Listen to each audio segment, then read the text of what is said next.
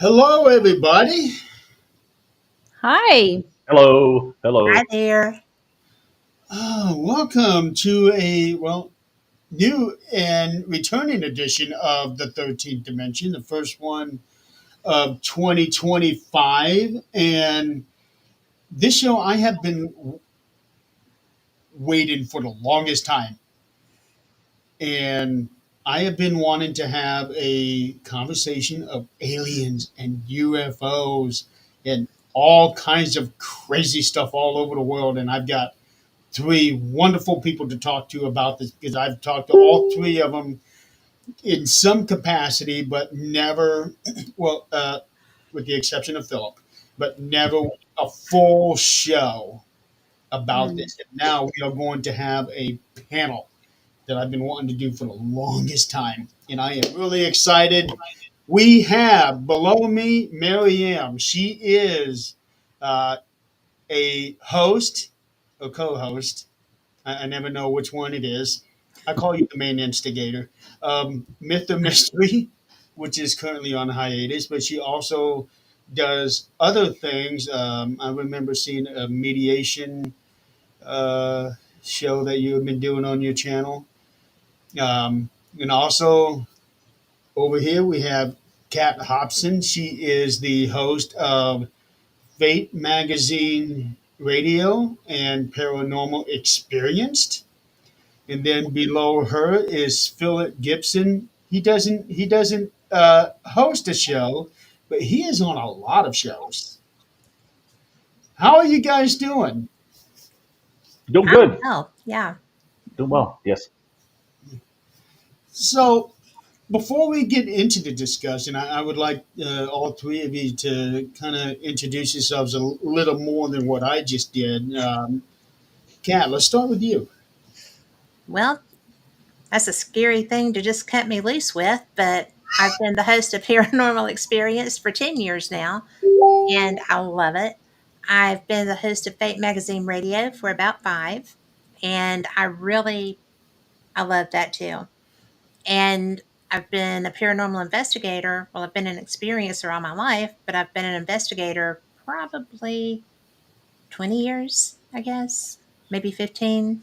And as far as like taking things out with me to go and try to capture evidence, which sometimes works and sometimes doesn't, as everybody that doesn't knows.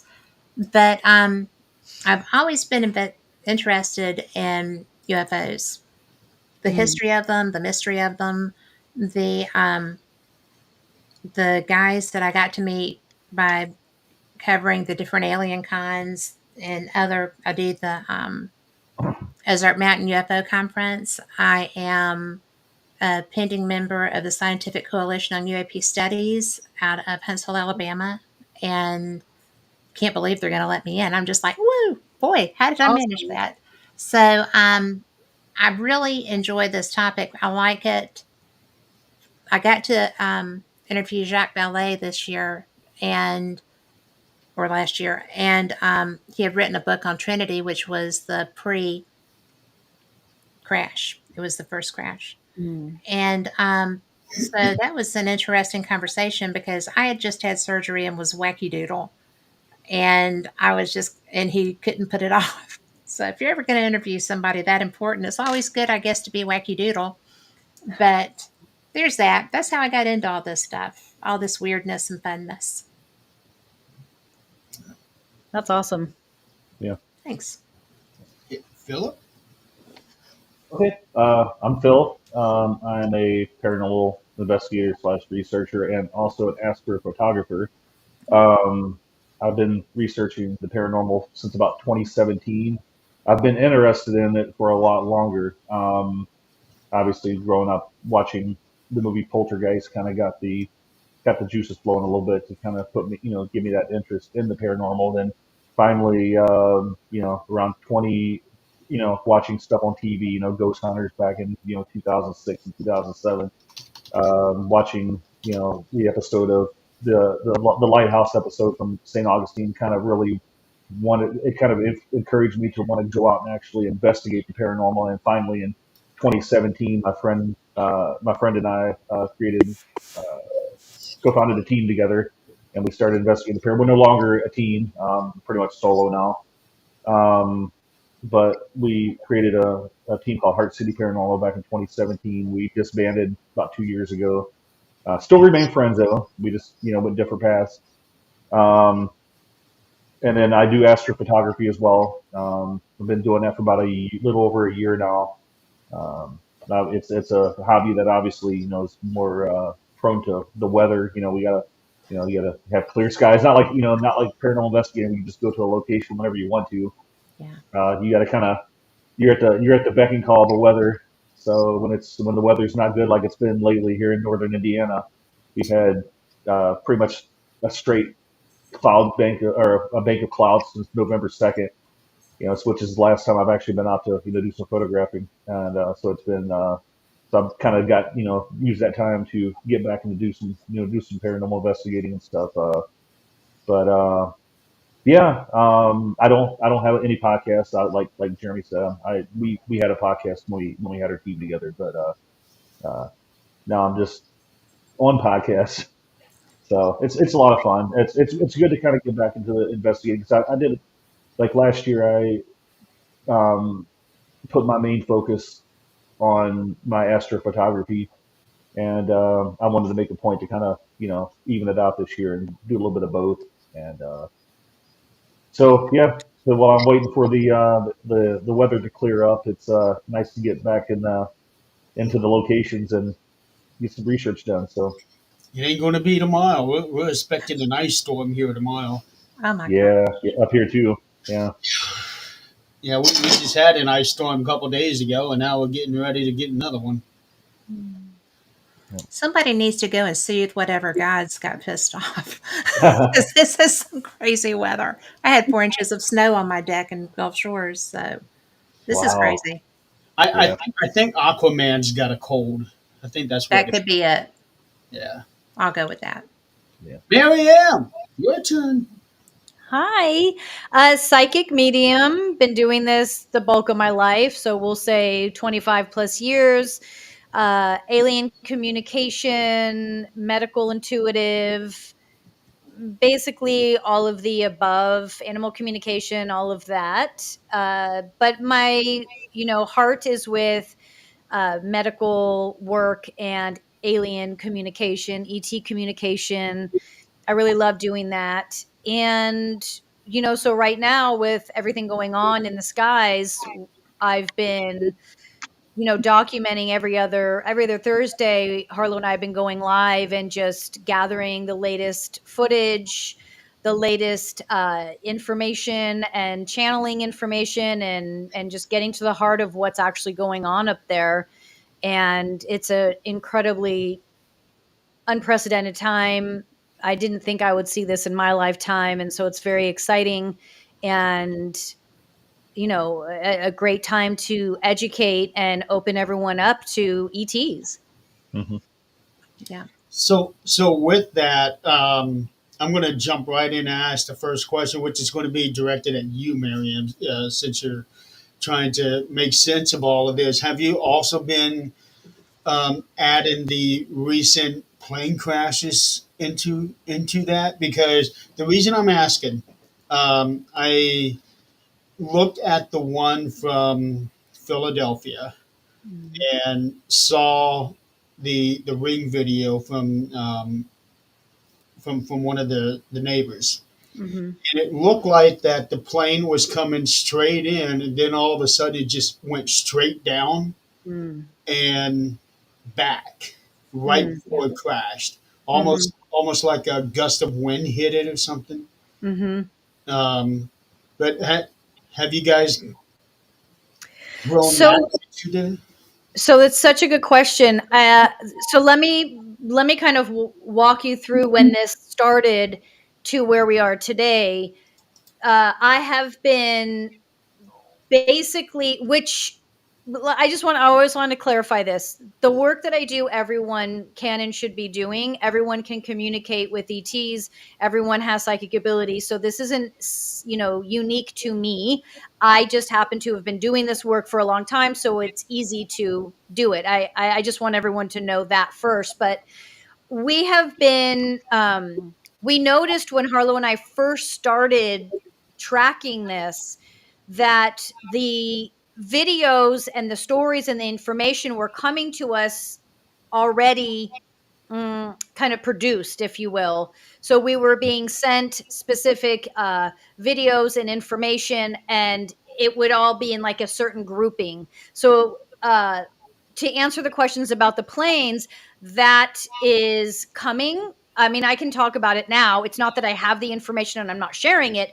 It's that I too was noticing that and was like, okay, I'm going to wait for this to all come together and then be told this is what we're going to, this is a conversation we're going to have about it. I don't have all of that information yet because for me, interpretation of what I'm told, how I speak about it in respect to people who have passed, but also for me, I absolutely don't want to cross paths with the government in any way because I don't want my work to be I don't want to end up in some crazy ass weird place. But also Yes. my work isn't about the government. My work is about the people and our ability to communicate with ETs. So I allow my ET family to monitor and manage what I talk about, how I talk about it. So to answer the question though, there I something is going on, but we don't have all the pieces yet, and I the pieces will be revealed. Like this is not something we are going to have to wait for. But I don't know if I know a lot of people. Most paranormal groups are on Facebook. I encourage you to go to TikTok because TikTok is where the truth of what's happening is. And it's incredible because the truth is coming through people who have never in a million years thought that they would be talking about ETs. They didn't care about ETs, and these beings are showing themselves to the average Joe. But that's what's making this moment so powerful. It's not coming from me. It's not coming from some, from an investigator who's looking for it. This is coming from people who are like, I never thought I'd say the word extraterrestrial, and here I am actually communicating Yeah. with one of these things. That's why this is so different and so profound. The information regarding these planes and what's happening will come out. I don't have it yet. Well, there was another incident today. Today? Today, either Was yesterday. I think it was today that I saw it. the Alaska And one? yeah, Yes. yeah, No, I don't think I heard about that. I no, didn't hear about that. it's a I doozy. did hear last night that there was a near miss somewhere, but Yeah. that's all I know. Well, and there was even in Houston a plane's engine. Thank God it happened before liftoff, but Houston had a flame out coming out of the Hmm. gate. Wow. So that was the day. I think it was the day after Philadelphia. But Wow. in Alaska was, I mean, and what gets me, you didn't hear about Alaska. I No. don't know who has heard about Alaska. I just happened to, Mm-hmm. and I was channel surfing, and I was like, "Holy crap!" Mm-hmm. So Well, they're it's happening interesting that you pretty bring up fast. the one in Alaska because I know back in the 70s, there was a senator or a congressman that was flying out there somewhere and his plane completely disappeared. And they even have the Alaskan Yes, Triangle. that's what happened in Alaska. Mm. They lost the plane Hmm. in flight. Yeah, I Wasn't there? think I think Wasn't they there like a? found it today. Sorry, Philip. Go ahead. Did No, I they? was saying, wasn't there like a Chinese, a Chinese uh, um, airplane that like like over Alaska came in contact with some with a craft back in the 80s, I think There it was. was there was a Chinese involvement that I saw, but like I said, I was just catching it as I'm going through, and they were coming across a bay going. They were supposed to be going into Juneau, but they were pointed toward Nome. Yeah. So, like I said, I just caught it barely, but I Mhm. was like, they've lost a plane. How are Right? we losing planes? We Right. have a guy in the audience right now. He's saying that they just found the plane. Thank Mhm. gosh. Did they find it intact? Oh, he only saw the headlines. Yeah. No survivors is what I think I saw. Okay. 10 people, 10 people, Yeah. a small, was it like a small private plane, I think? And It was private.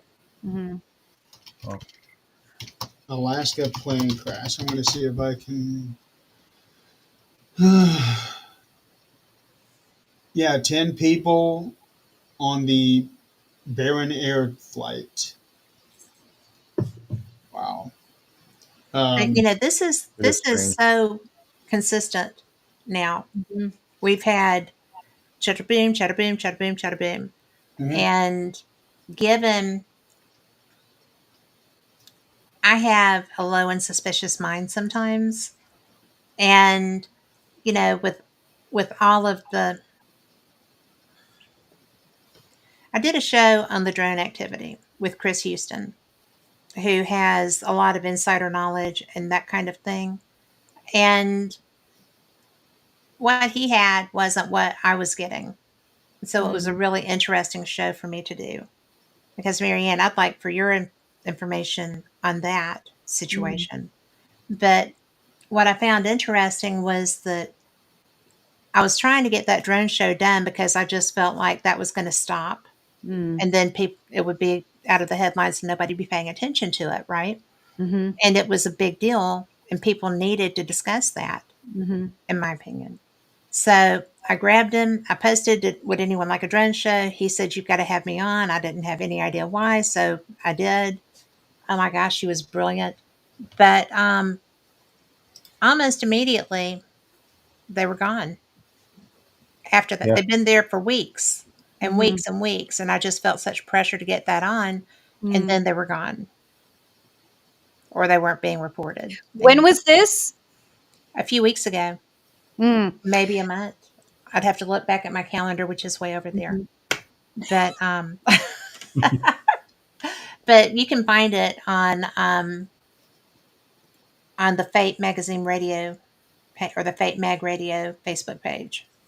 When you They're said there. that he was sharing information different than what you were getting, what were you getting? I was getting communication from who I thought was flying that were flying those drones.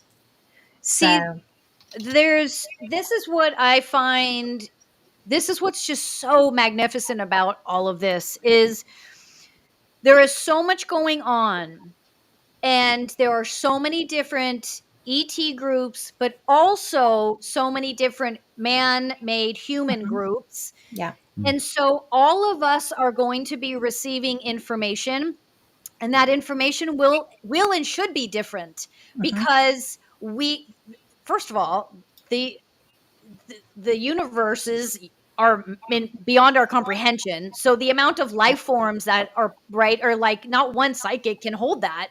So all of us are bringing in all this incredible information and insight, and right, all of it's true. I mean, assuming we're talking about people that work from integrity, all of it is yeah. accurate, right? And so you have Well, he man. wasn't coming from a psychic viewpoint. He was coming from a governmental standpoint. Got And it. so, yeah, that was different for me because Mhm. that wasn't where mine was coming from. Right. But So, how fascinating, cuz so much is coming out now. So many people are coming forward. mhm. There's so much information now just as of like last week, people coming out, and it's it honestly it is beyond what I ever thought the Yeah. government was not capable of, but honestly had the balls to deal with. mm, I really underestimated, and honestly, I didn't give it I never gave it much thought because the government has no say over what or how and No who. matter how much they'd like to think they do. Yeah, like it's irrelevant. But when you hear how much they actually know and what they're actually doing, you're like, whoa. Yeah. And this one pilot who I've been following, and I DM'd with a few times because he's just been reporting brilliant insight, getting it kind of firsthand. And he said, this is just my assumption, but what I'm gathering is they don't want humans he didn't word it like this, but what he was saying is what I teach, which is they don't want us to remember who we are. They don't want us to remember that we are capable of telepathy, Philip channeling, does. Philip does. every everything I do, Yes. everything any medium does, everybody does. It's not, and that's like what I've been trying to yell from the rooftops the bulk of my life is like, I'm not doing anything anyone else can't do. You guys just aren't remembering you can't do it. So to hear this average Joe say those words, and again, that's what I find so powerful. These aren't spiritual teachers, paranormal teachers. They're not mediums. These are average Joes putting this Yes. together and going, I think he's saying we're capable and the government doesn't want us to know this. Yes, of course, the government doesn't want you to know. Like, but let's move past that and just go, okay, boom, your light went on. Now you remember who you are. Your journey begins. And I Well, it's like I said, they want to keep you in the dark, obviously, because they don't want you to, you know, progress as humans. They don't want you to, um, they want to keep you in the dark. That's what it is.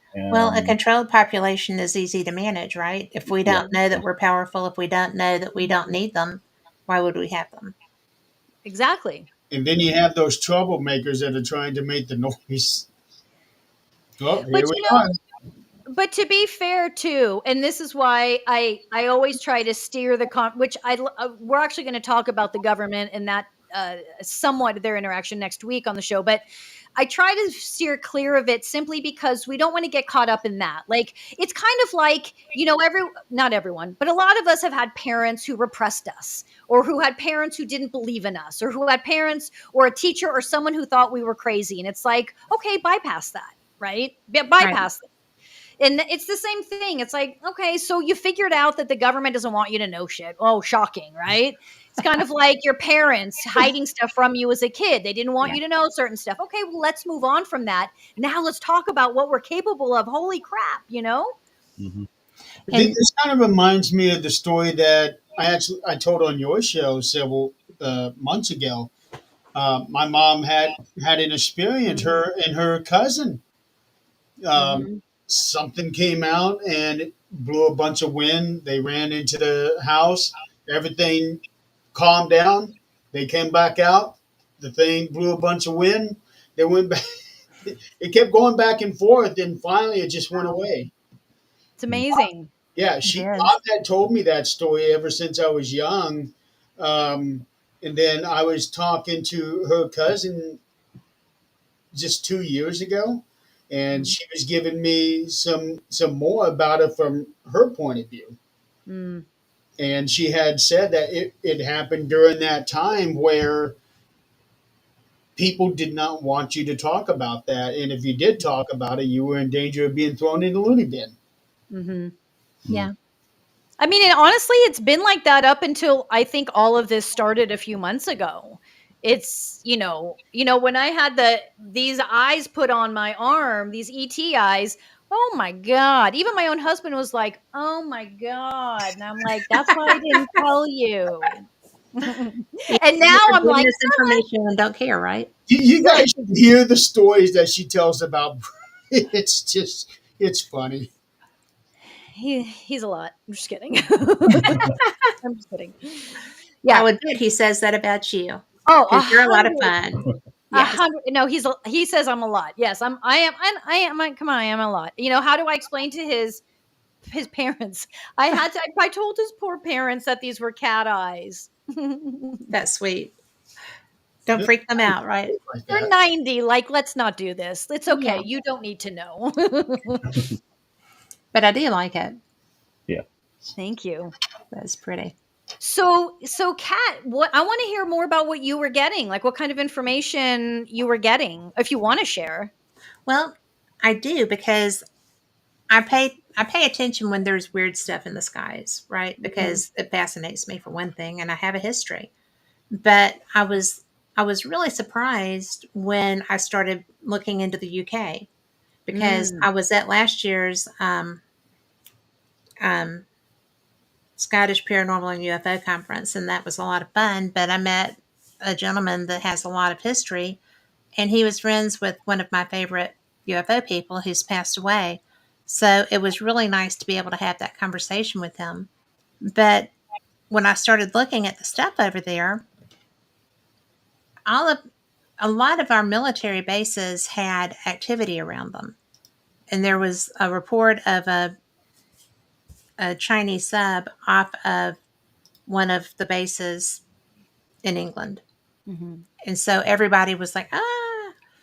And I'm getting, don't freak out. Mm-hmm. This is not what it's being billed as. And so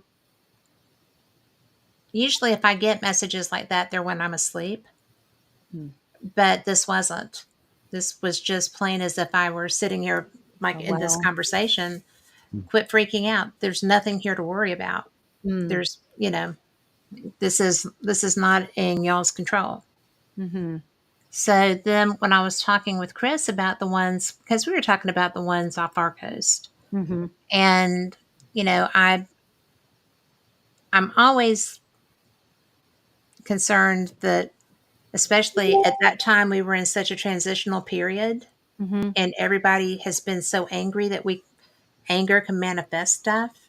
Mm-hmm. And so I was just like, I'm not sure what I'm thinking about this. And I didn't get that conversation until I was focusing out of our country. Mm. So Interesting. that's what I found interesting too, because I'm like, well, what about here?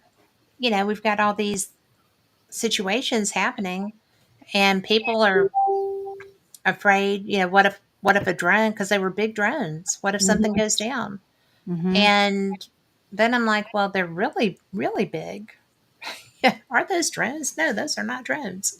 Weren't they So size of like cars or something like that? yeah, Weren't they well, most of them like the size of vehicles?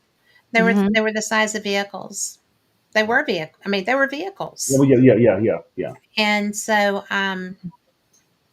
if they were not ET, then they were us, and they were pretty well beyond what we admit to if they were Mm-hmm. us. Mm-hmm. So I just found that whole situation bizarre, and Mm-hmm. I was frustrated because if we were to come under attack, we didn't have anybody that was going to step up and protect us, that Mm-hmm. could step up and protect us. Mm-hmm. So that was bad that way too. And it was scary because of that, because I'm like, if somebody is actually coming to do harm to us as a country, Mm-hmm. what will happen? Mm-hmm. And it was a bad spot. I felt like it was a bad spot to be in. And it made me nervous. That's fair. And It's then interesting. Oh, I sorry, go didn't ahead. get, like I said, I didn't get any information. I'm looking Mm-hmm. for information. Mm-hmm. And so then when I started moving over into the UK with my attention, that's when the messaging came. Mm. Mm. So maybe they were telling me not to be afraid of the Chinese submarine. I don't know. But either way, I wouldn't like that being around us either. So, Of I'm course. sure they're there all the time. But we don't ever get told about it. Yeah, I just Philip, find you it were going to interesting. say? Mm-hmm. Yeah, I just find it interesting in regards to the drones. Our government was saying that we don't feel like we don't know what these things are, but we don't think if they we don't think it's of any harm that would be any harm in us if to us. Yet they don't know what it is. It's like Yes. What are you basing that on? how can you have both? If you don't know what it is, how can you say that it doesn't appear to be a threat to national security or whatever or our safety? It just didn't make sense to me at all. It But doesn't make sense. I live in an area where we had Nazi U-boats off of our coast down in Alabama. Mm. They activated, Fort Morgan had people there watching for that, watching for people coming ashore. Because even back then, you can't defend against something that you don't acknowledge. Mm-hmm. You have to be ready for whatever. My feeling, and the information that I've always gotten, well, that I've been getting, sorry, regarding this immediate situation and what you guys are talking about, has been that obviously they're fully aware, Yeah. but it's gotten out of their control. So they're obviously not going to say they're ETs because the bulk of the world can't handle that yet. They're also realizing that they no longer can control the narrative. And so they're doing all that they know to do, which is try to keep everything contained. And so, what I always say is, in their defense, because these are a group, the government is a group of people that are stuck in tradition and only know one way of communicating, right? So they're, Right. in many ways, they're like children. They only know how to do one thing. So they're doing the one thing they know. They're trying to control the narrative and bring down the hype. So they're thinking and hoping the bulk of the people will stop panicking. Mm. Now, it's gotten out of control because they haven't fulfilled their commitment and their contract with specific ET groups. And they have, the ego thought that this wouldn't happen, and it's happening.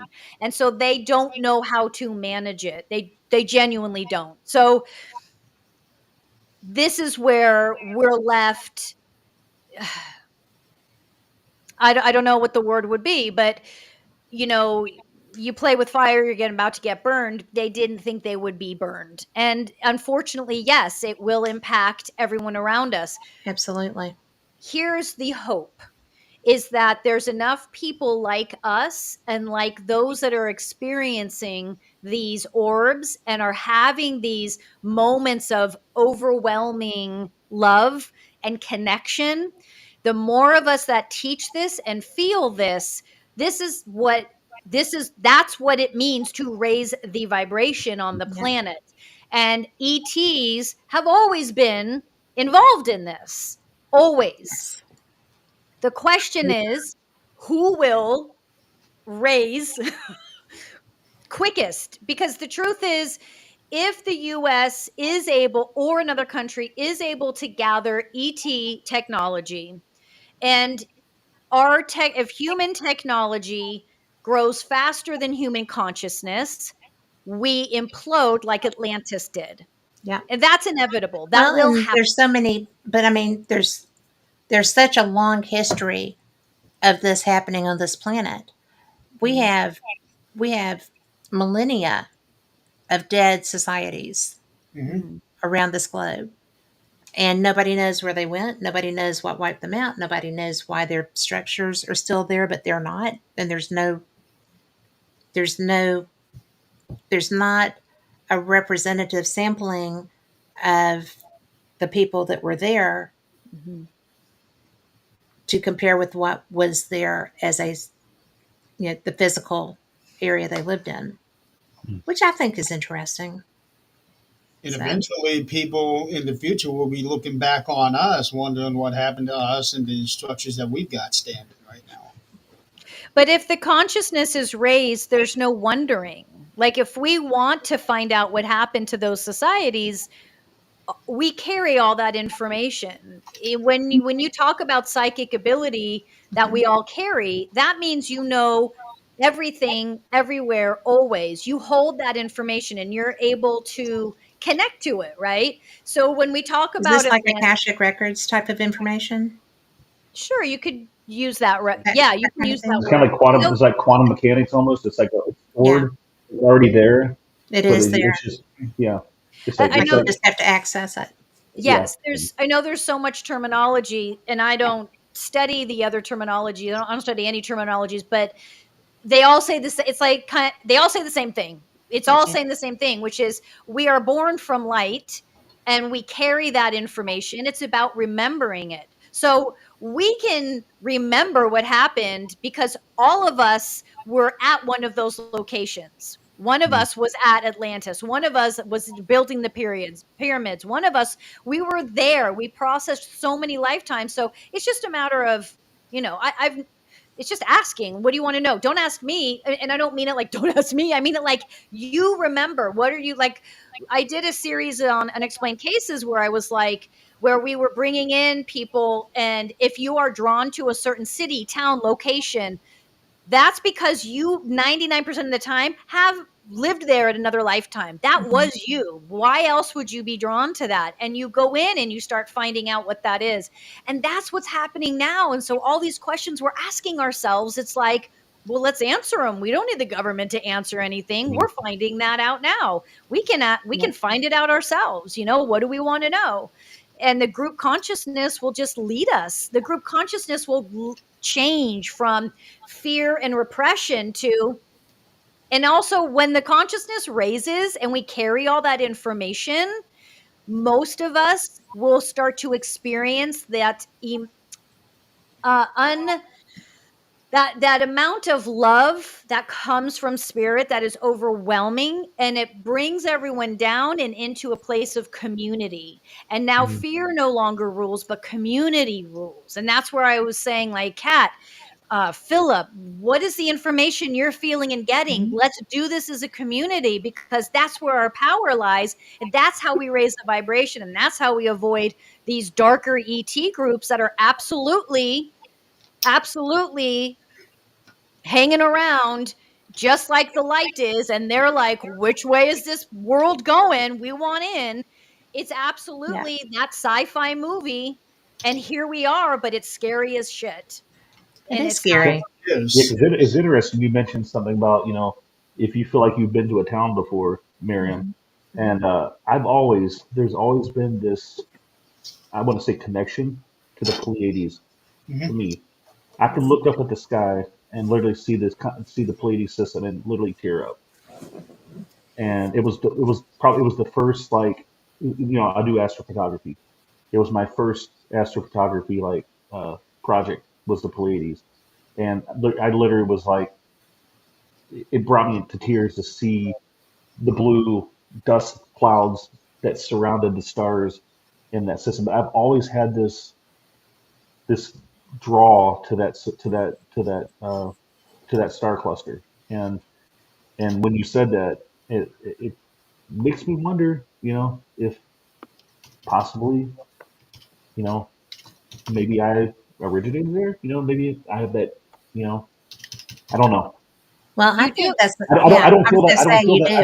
do. I don't feel that way about any other. I mean, I'm in all of all the, the deep sky objects I take pictures of it that I see, but the Pleiades is the one that I'm just drawn to, and it just, like, literally makes me tear up when I look at it. It's really, it's different to me. So Yeah. you don't need to wonder. Yeah, Hands down, that's who you are. yeah, Yes. And the Palladians come from the future. So that means you're remembering your lifetime from the future, which is why this lifetime can be very challenging and a little unsettling. But if you understand and accept and I want to scold you, but I won't. Stop doubting. Stop saying if. Stop wondering. Buy the book. I'll send you the link to the book. It is not if, it is yes. yeah. And you weren't drawn to this photography work by accident. Oh, I agree And with that 100%. why would you tear up? Yeah, Like, so you can actually now make logic of it, but putting the logic aside, take ownership of it. That's when I talk about remember who you are, because if you if you won't remember who you are doing a disservice to who you are. okay. And you and this ET family, we don't have time for you to be dragging along going, am I? No time. And when we say no time, I remember teachers would say this to me back in the day, and I'd be like, okay. I just was like, it's never going to be. Now I'm talking like what Kat's saying. When we say no time, we mean, are we talking months? Are we talking weeks? We don't have time. Get on board, get in touch with your family, and find out what you're supposed to be doing.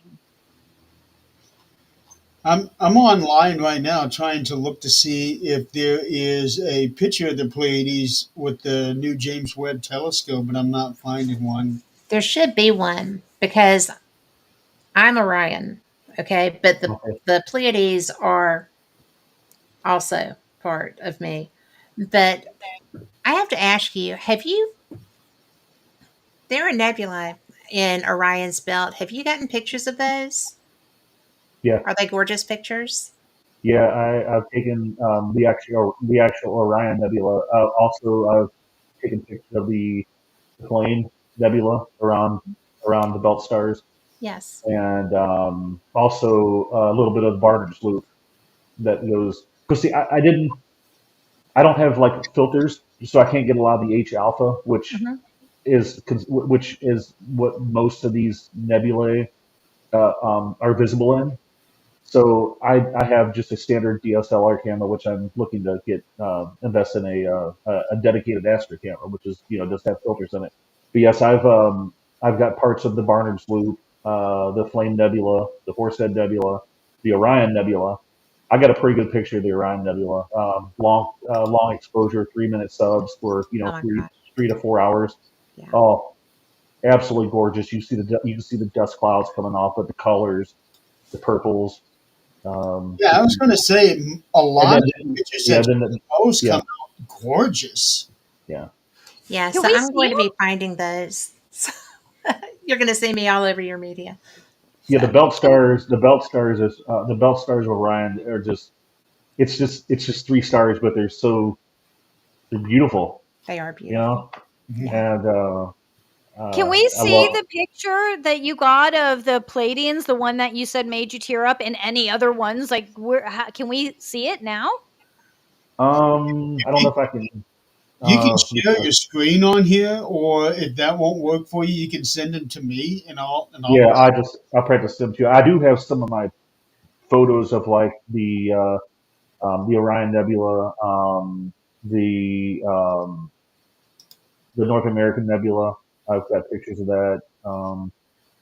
I have the Pleiades, the one I did. It was that was my first project, so it's kind of not the greatest. It's not the That greatest, was your passion project. Yeah, Mm. yeah. That was like that's the first one I said I had to do it first.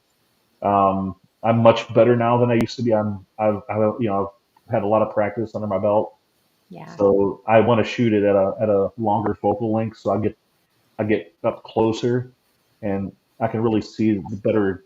I'm waiting to do it, but it's been so cloudy lately. I haven't been able to get out, but I do have some really good ones of the North American Nebula that I just finished up back in November or back in early November. I had about 9.5 hours worth of Oh wow. integration time. Yeah, so you can see a lot of the you can definitely see the North American Nebula and some of the Pelican Nebula as well, but because I don't have a Astro modified camera, a lot of the H alpha from the nebula are not as vibrant as what it could be, but you can definitely see why they call it the North American Nebula. It looks like the North American continent. It's just beautiful, and then the stars around it, and Yeah, it's I'm pretty looking cool. at pictures now. I can see Mexico in it. Yeah, When you say the H alpha, what is that exactly? Mhm. it's hydrogen alpha. It's Okay. it's what it's what makes up the nebula. Yeah, it's the hydrogen alpha. Then there's oxygen in some of them, and then phosphorus. There's different filters for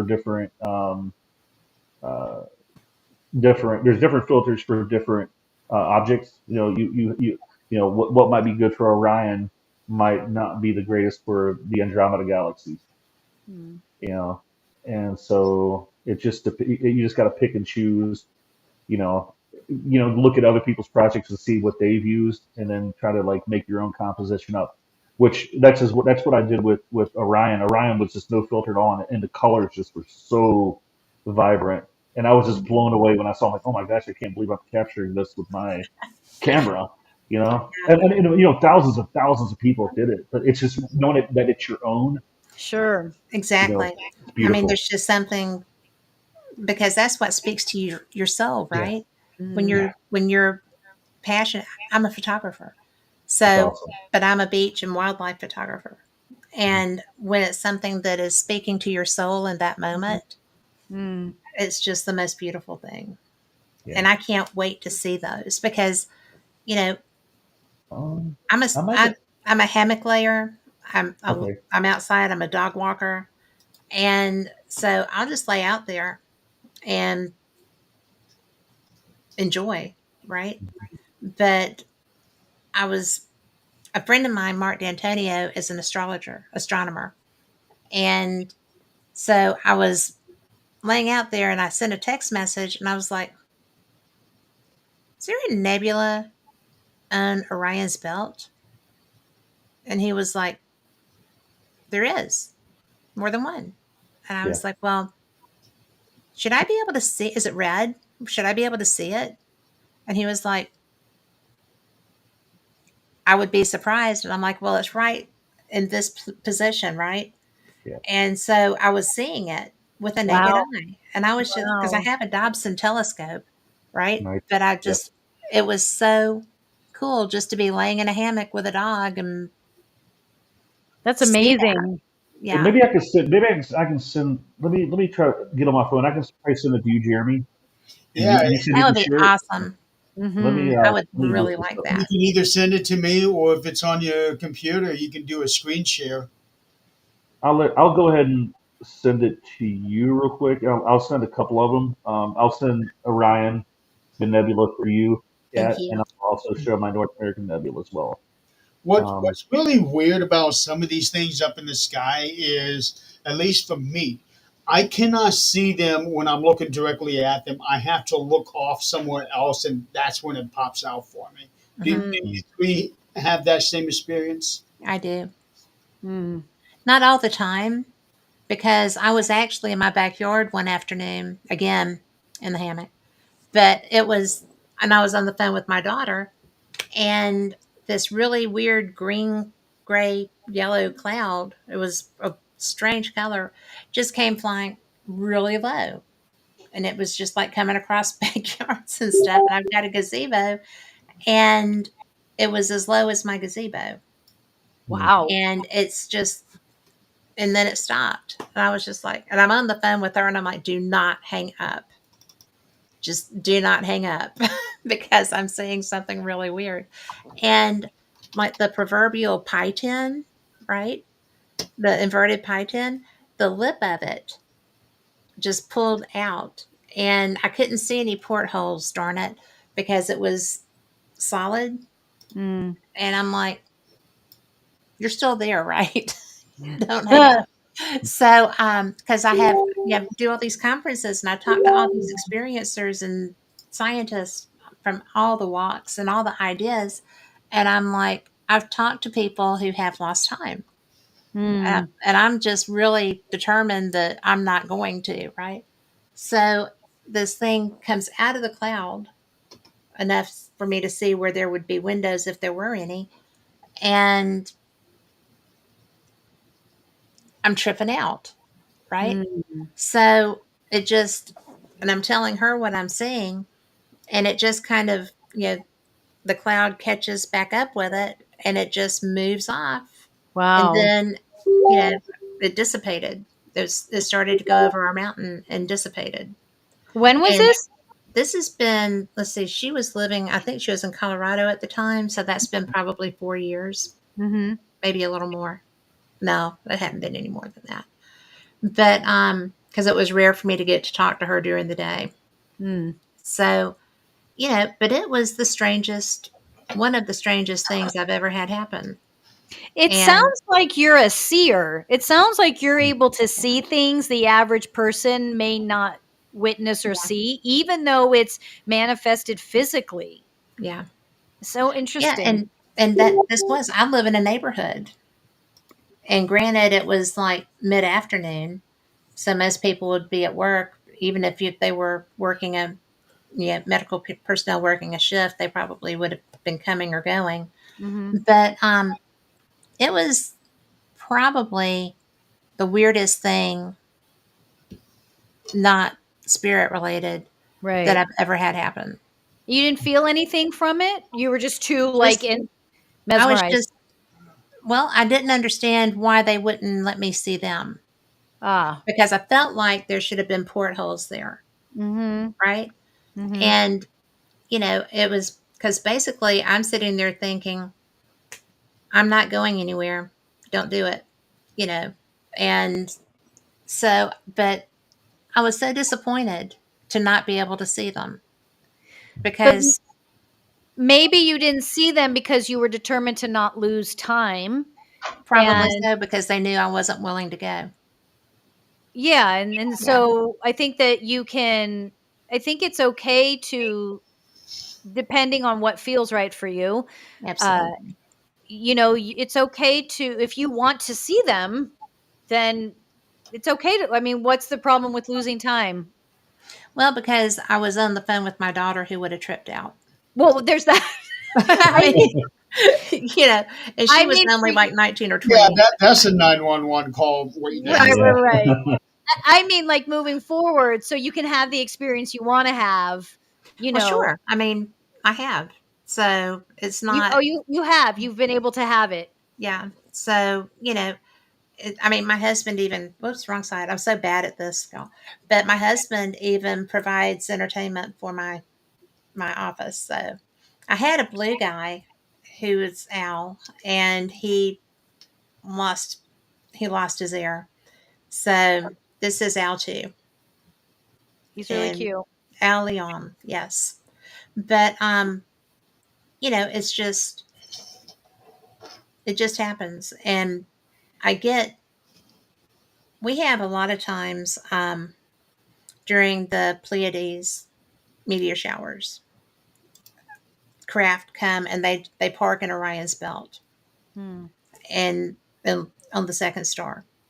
And so I'm always just like, and I've tried to report it twice to MUFON using their system. Neither time was I able to get that report turned in. Oh, wow. Yeah, it glitched every time, both times. And, you know, I have different experiences. And I actually even mentioned that when I was at a conference to somebody who's actually a rocket scientist. And I was like, why does this not work? Because he's involved with MUFON. And he was like, well, I don't know. It's a good system. I said, well, not when I'm trying to report something live that's Hmm. happening then. So somebody else could go look out their window and see it maybe. Got it. Yeah. But yeah, but it's a consistent thing I've found. Mm. So, and it happens during other meteor showers too, but definitely every time during the Palladian.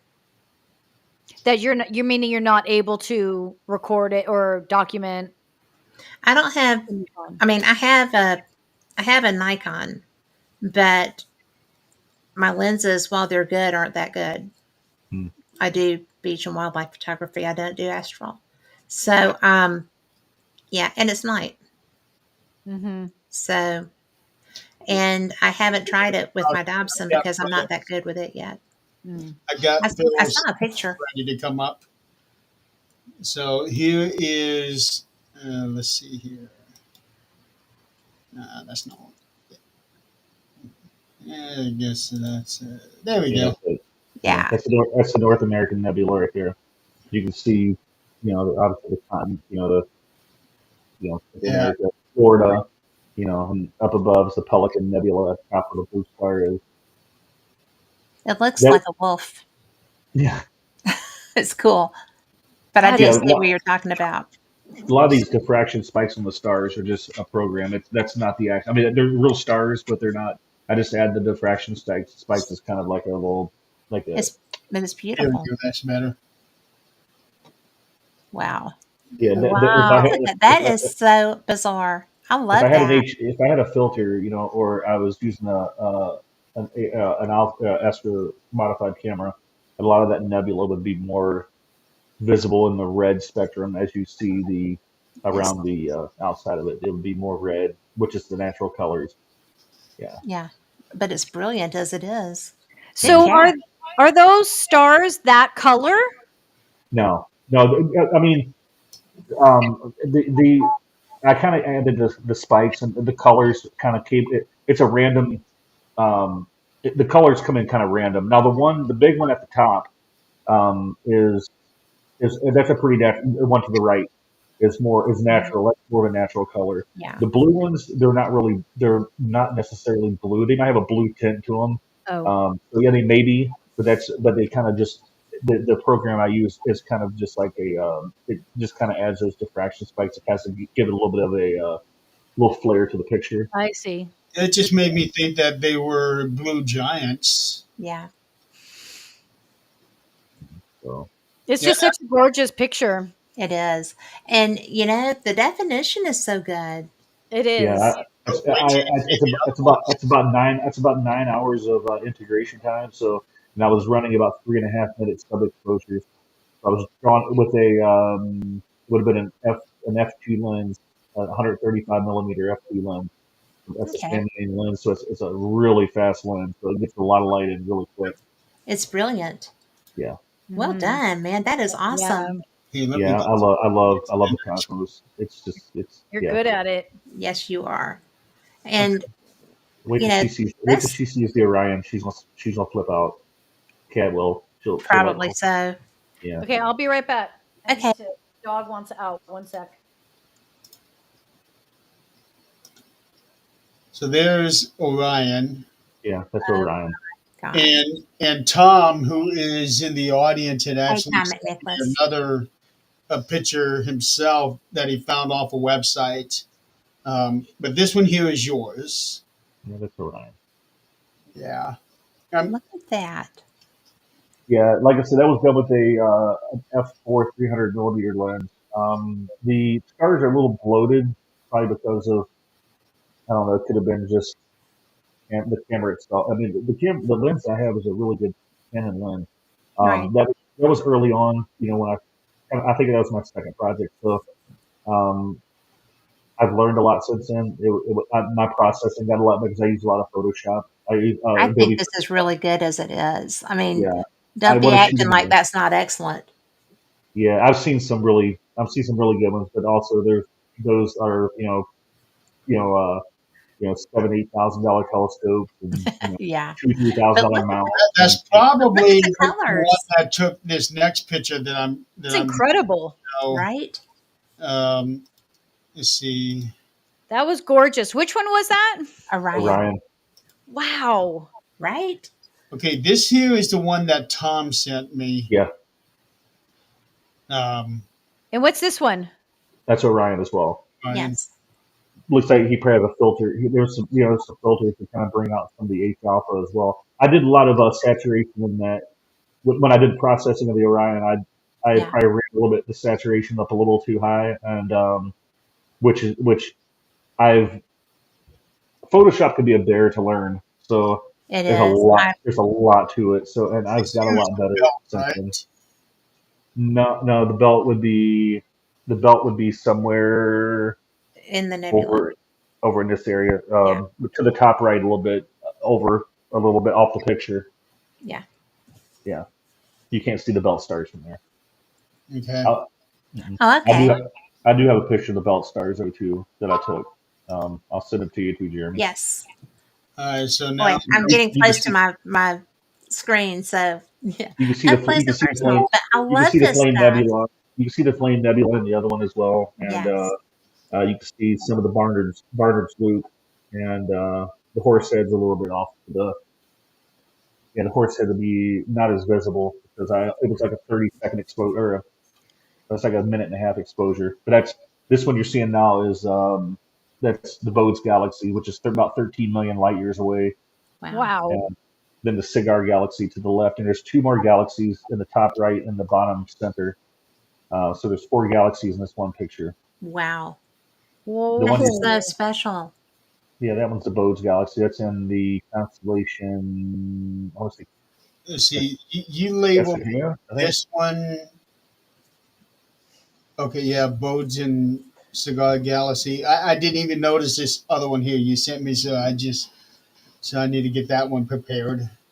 That was the belt stars. I think the last one I sent was the belt stars of Orion Oh. Okay. with the flame nebula, a little picture, a little bit of the flame nebula, and it's a single exposure, so Oh. it actually looks really good for a single exposure though. Yeah. I'll get that one prepared as well. But and it just the universe is such a massive place. There's It is. we're proof that life. I mean, I mean, it's no doubt about life exists out in the universe. I mean, I have no doubt about that. No, Um, me either. and it's yeah, it's just to see these, it just Looking at this picture right here with this galaxy, seeing how bright this light is right here, I yeah, can't it's important. imagine how that's got to be when you're there. But you got to think that's like the center of the core. There's probably Yeah, trillions and trillions of suns in there, so Yeah. yeah. it's saturated. There's a more saturated area where the stars are. And to think that anybody has the idea that with the billions and trillions and bazillion galaxies that there are, that we are the only life forms around. That's that's one galaxy. That's just one Yeah. galaxy, and there's trillions upon trillions of stars there, and who knows how many are able to sustain life. Which obviously, Yeah. it's all about we can adapt. There's adapting species out there that can adapt to their own. Yeah, there's the belt stars Oh, of that's Orion. nice. yeah. And there's the nebula. Yeah, Yep. That's you can so see cool. the flame nebula at the top. A little bit of Yeah. Barnard's Loop is on the outside, yeah, and then the horse head. So the Yeah, fact that you were able to zoom in just this little bitty here and still have the um, nice definition that you had on that earlier, that's yeah. astounding. It That's a is. single exposure too. That's just a single exposure. I got bored. I was having there was some bad weather coming in, so I was like, you know what? I'm gonna take a picture of the belt stars because I love those. I love the stars. So, so So you got bored maybe and it's just that. happened to shoot that one off then. I just really quick slung my scope over and took a I quick picture love and that. packed my stuff I up. love that. Yeah, Those are but incredible. Right? you You're know, really and, good. and that's the thing. I mean, it's just I have this fascination with the universe. I mean, most people do. Most people. There's not a time where I go outside and not look up and just wondering how many people are actually doing the same thing, or how many species are looking down or looking up and going, I wonder what's out there. I They're know, doing the right? same thing we are. Yeah. You know, Yeah, looking absolutely. up and I Uh, always ponder that too. And because when I've traveled, people are always curious about what we do here, right? Mm, yeah, And so it's really fun to contemplate what other people are doing wherever they are. mm, You know, do they wonder about us? Do they even wonder if, do they even know that they're not the center of the universe? I mean, they're the center mm. of theirs, their Right. yeah, galaxy usually, but it's just kind of like we don't even know what's on the planets in our solar system. Mm, So it's just it's so fun to contemplate, right? We yeah, think we know what's going on them, but now, even this month, we've gotten information about Mars being so much more like Earth than anybody ever even mm, contemplated. yeah, mhm, So obviously, it was uh, a place that could have sustained a population, a civilization, mm. yeah, and probably like we're trying to do, the civilization got too full of themselves and didn't mind their manners with their planet. So, Mhm. yeah. you know, or a great big pulse blew and just fried them, which hopefully would have happened very quickly. But, there's so many things that can take you out. I think that we should always try to, if we can communicate with somebody somewhere else, Mhm. everybody's always afraid we're going to get eaten. Sci-fi movies. Let's start out with the Palladians and the Syrians, and then we'll move from there. Totally, Yeah, yeah. Yeah, totally. if you watch Independence Day too much, that's going to mess with your mind. Mm. I love Independence Day. I watch that every time I find it on, and my husband even will know it's coming on and come find me. I'm That's funny. really hoping that they will make that third movie so they can complete the trilogy. I hope so. I have a question for Maryam. Mhm. Okay, you mentioned that you were in contact with ET. Um, is there a particular a race, or are you in contact with multiple races, or from different? Um, which ones are you? what are ones that you are like? I'm drawn to the Pleiades. Mhm. Which ones are you drawn to? What pulls you in? Which So species or my which area? so my experience is a little different than I think a lot of other mediums or ET communicators, because I have I have a family that I work with, but I've never like focused or was concerned with names and where they're from. Yeah. One of the reasons for me is I don't want to bastardize the Okay. psychic connection. And so I know that I had my, which I won't share it because it's a long story, but when I was first introduced to the ET communications 20 something years ago, the Palladians were mentioned. I think they are the biggest, they tend to reach out the most to introduce us into this world. And, but I wasn't necessarily like, I didn't start researching them or anything like that. I just, because when I was first introduced to all of this, it was very scary for me. I bet. And then one day, though, something really crazy happened. This guy at my job, he was just passing through and he kept trying to connect with me. And I'm like, ugh, God, is he hitting on me? Like, what is he doing? And then one day I just come to walk into my office, and on the desk is the book. What is it called? About the cat, maybe you know, the Palladians. It's like probably one of their most popular books. But I forget the name, but I'm gonna send it to you, Philip, well, once Okay. we're done here. And I knew that book, it's like someone doesn't give you that book unless they know that you are I'm not an ET right now, but that I come from there. I Mhm. know, Freudian slip there.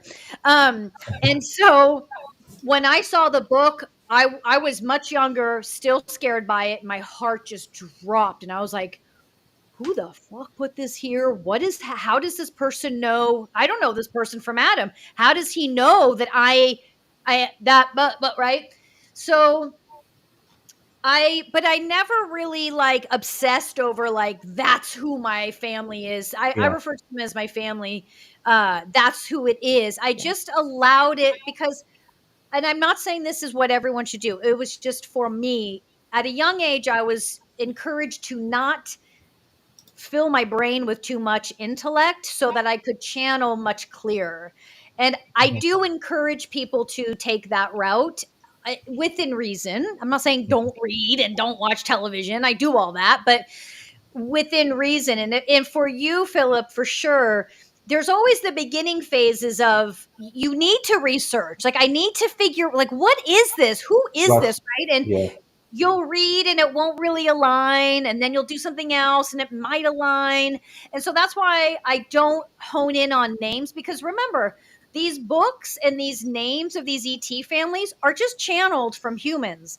So Yeah. who knows, and that includes me, how accurate we're getting these names, Exactly. right? And so this might be a family that you're genuinely aligned with, but the name's not resonating.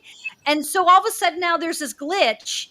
And so that's why I say just like, whew, just what are you being drawn to? What is being shown to you? What is being handed to you, right? And just keep moving towards that until the all of the communication comes from here. Kat has it during it communicates at night in her dreams is one way, right? For Yeah. you, you'll find how that communication it's for you, Philip, to Mine's communicate under the with stars. Mine's when I'm under the stars at night and I'm sitting there just looking at them. Wow, E- exactly. And then you'll start to receive information. Yeah. And the information is subtle. It's not loud. It can be loud. It can if we're in a state of it's very emergency, subtle. like right now. Yeah. But for the most part, it's this subtle, it just takes over you. And your brain isn't making sense of it. It's just this knowing. And you're like, huh? And so yeah, that didn't I turned the question onto you, but Oh, because today is about you, Philip. Today is about you It is all joining you. Joining No, the family. Welcome to the family. Our first barbecue is next week. You are yeah. invited. You Now, I do have a. It's like you mentioned, don't call them by name. Don't focus on the name. It makes you wonder. We on Earth we give names to these certain, stars and certain, certain stars, certain We name galaxies. everything. We name everything, but they might be. I mean, what are they really called? What is their own? What is the what name did their own give that galaxy? We gave ours the Milky Way galaxy. That's the name that we chose. This might be, to the people in the Bodes galaxy or Andromeda, we might be a completely different.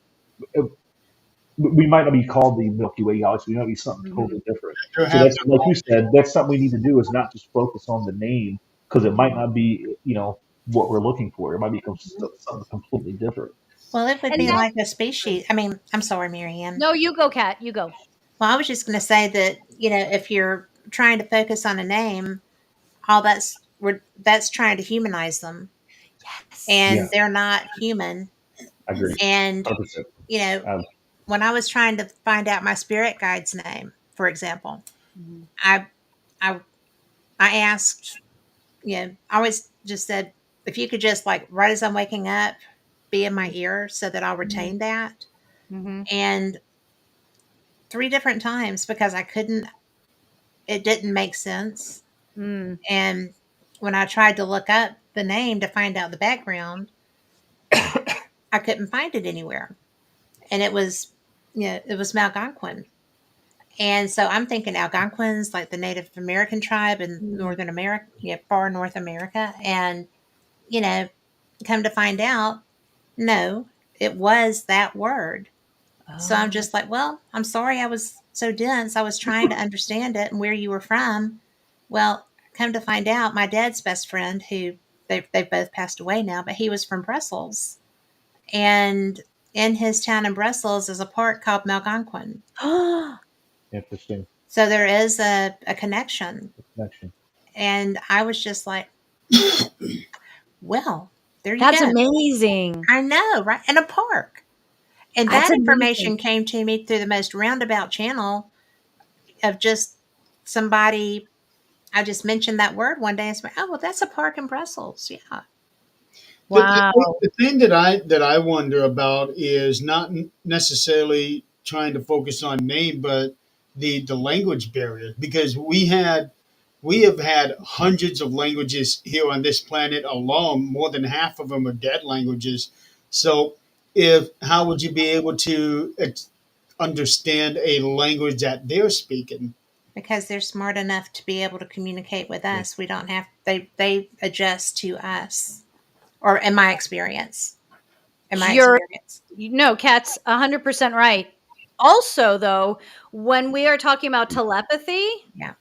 there is no language. No. Don't ask me to explain that, It's but more a visualization, right?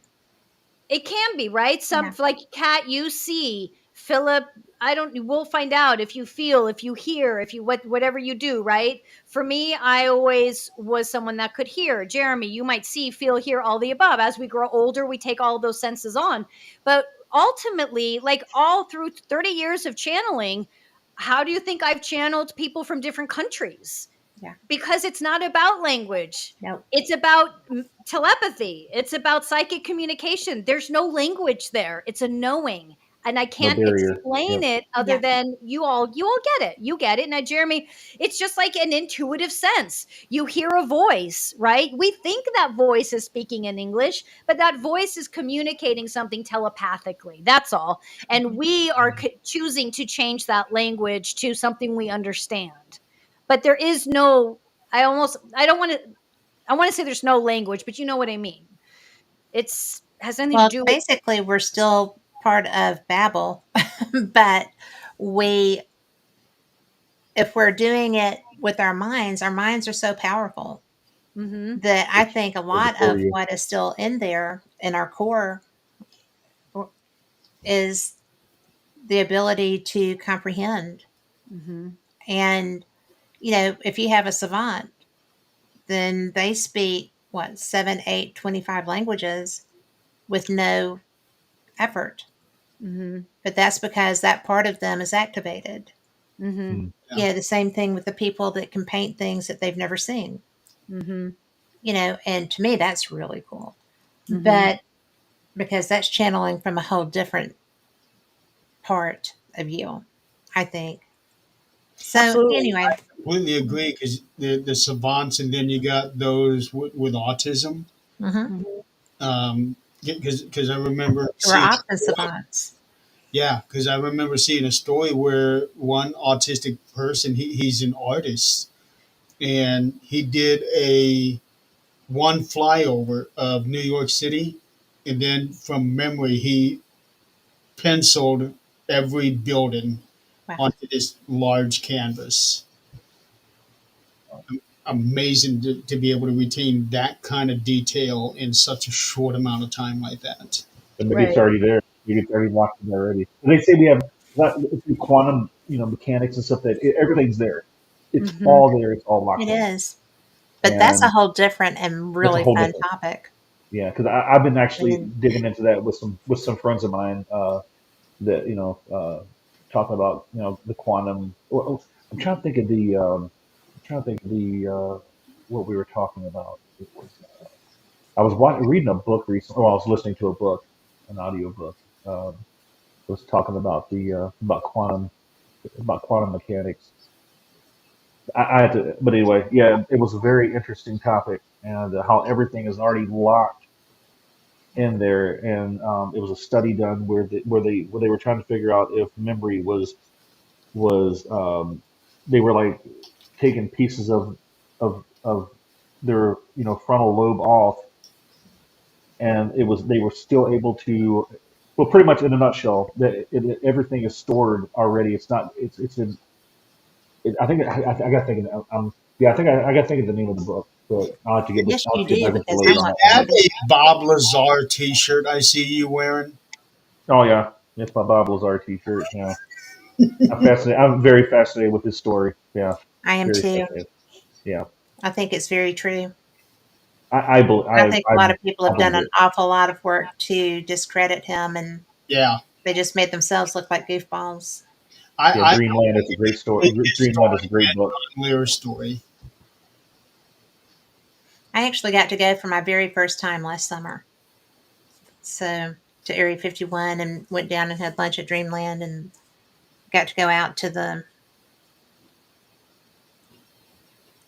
lake bed and stuff and the whole tourist thing. Tattoos. How That's awesome. close was What that? fasc- I think what fascinates me about the whole Bob Lazar is the Bob Lazar story is when he actually worked when he went supposed to went out to F5, and he worked on those back engineered craft. He went up in the craft, and down into the bottom part, and he had those the pretty much the ship created its own gravity field. The road the Earth's gravity had no bearing on the ship's Mhm. gravity, so they could create their own field and just ride the wave pretty much forever.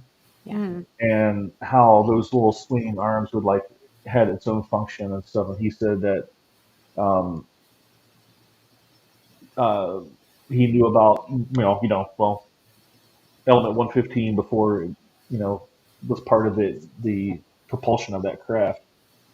And he had it. And when they worked on that, it was 100% efficient.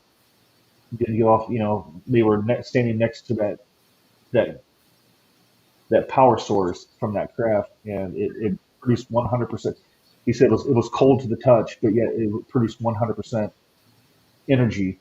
He said Wow. there's nothing on Earth that produces 100% efficient energy, and that's where he was back engineering. His job was to back engineer the propulsion part Mhm. of the craft. And they said it was from Zeta Reticuli. That's what his what he heard in Yeah. his the briefing that the craft was from Zeta Reticuli. That's what I they find it said. interesting with the technology that that they're working on in Area 51 because we went through centuries of absolutely nothing, and then they kind of start harnessing a little bit of electricity back in the late 1700s, and then there's just a very slow build up And after the crash in Roswell, Yes. with the first, I don't know, maybe 15 years, it's kind of slow and steady, and then all of a sudden it's like an explosion. Mm. It's Well, almost and like they finally nailed it from that aircraft, and they're well, and they had another aircraft before they had the Roswell one. I And remember hearing something about Trinity. It's the it. in fact, Jacques Vallée wrote with Paola. Um, I always say her name wrong. She's probably going to beat me one day. But it's really interesting because what I found fascinating is the name of the families that were involved with that craft, because there were two kids riding horses. They weren't supposed to be out, but yeah, that's life.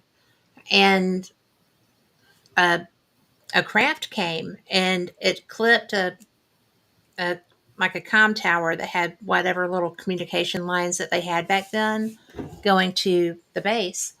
And so these kids are like, oh my gosh. And so they didn't go down there because they weren't supposed to be there. Hmm. And one of the occupants was out running around like, ah, and two of them were dead, and that one was injured. But it was just like they just basically kept the one that was alive. And What did they look like? Do we know? um, I don't, I think just the standard grays, Mm. like Al. So, who are green. Is it But Viola Leo Pizzi Harris? yes, Paola Harris. Okay.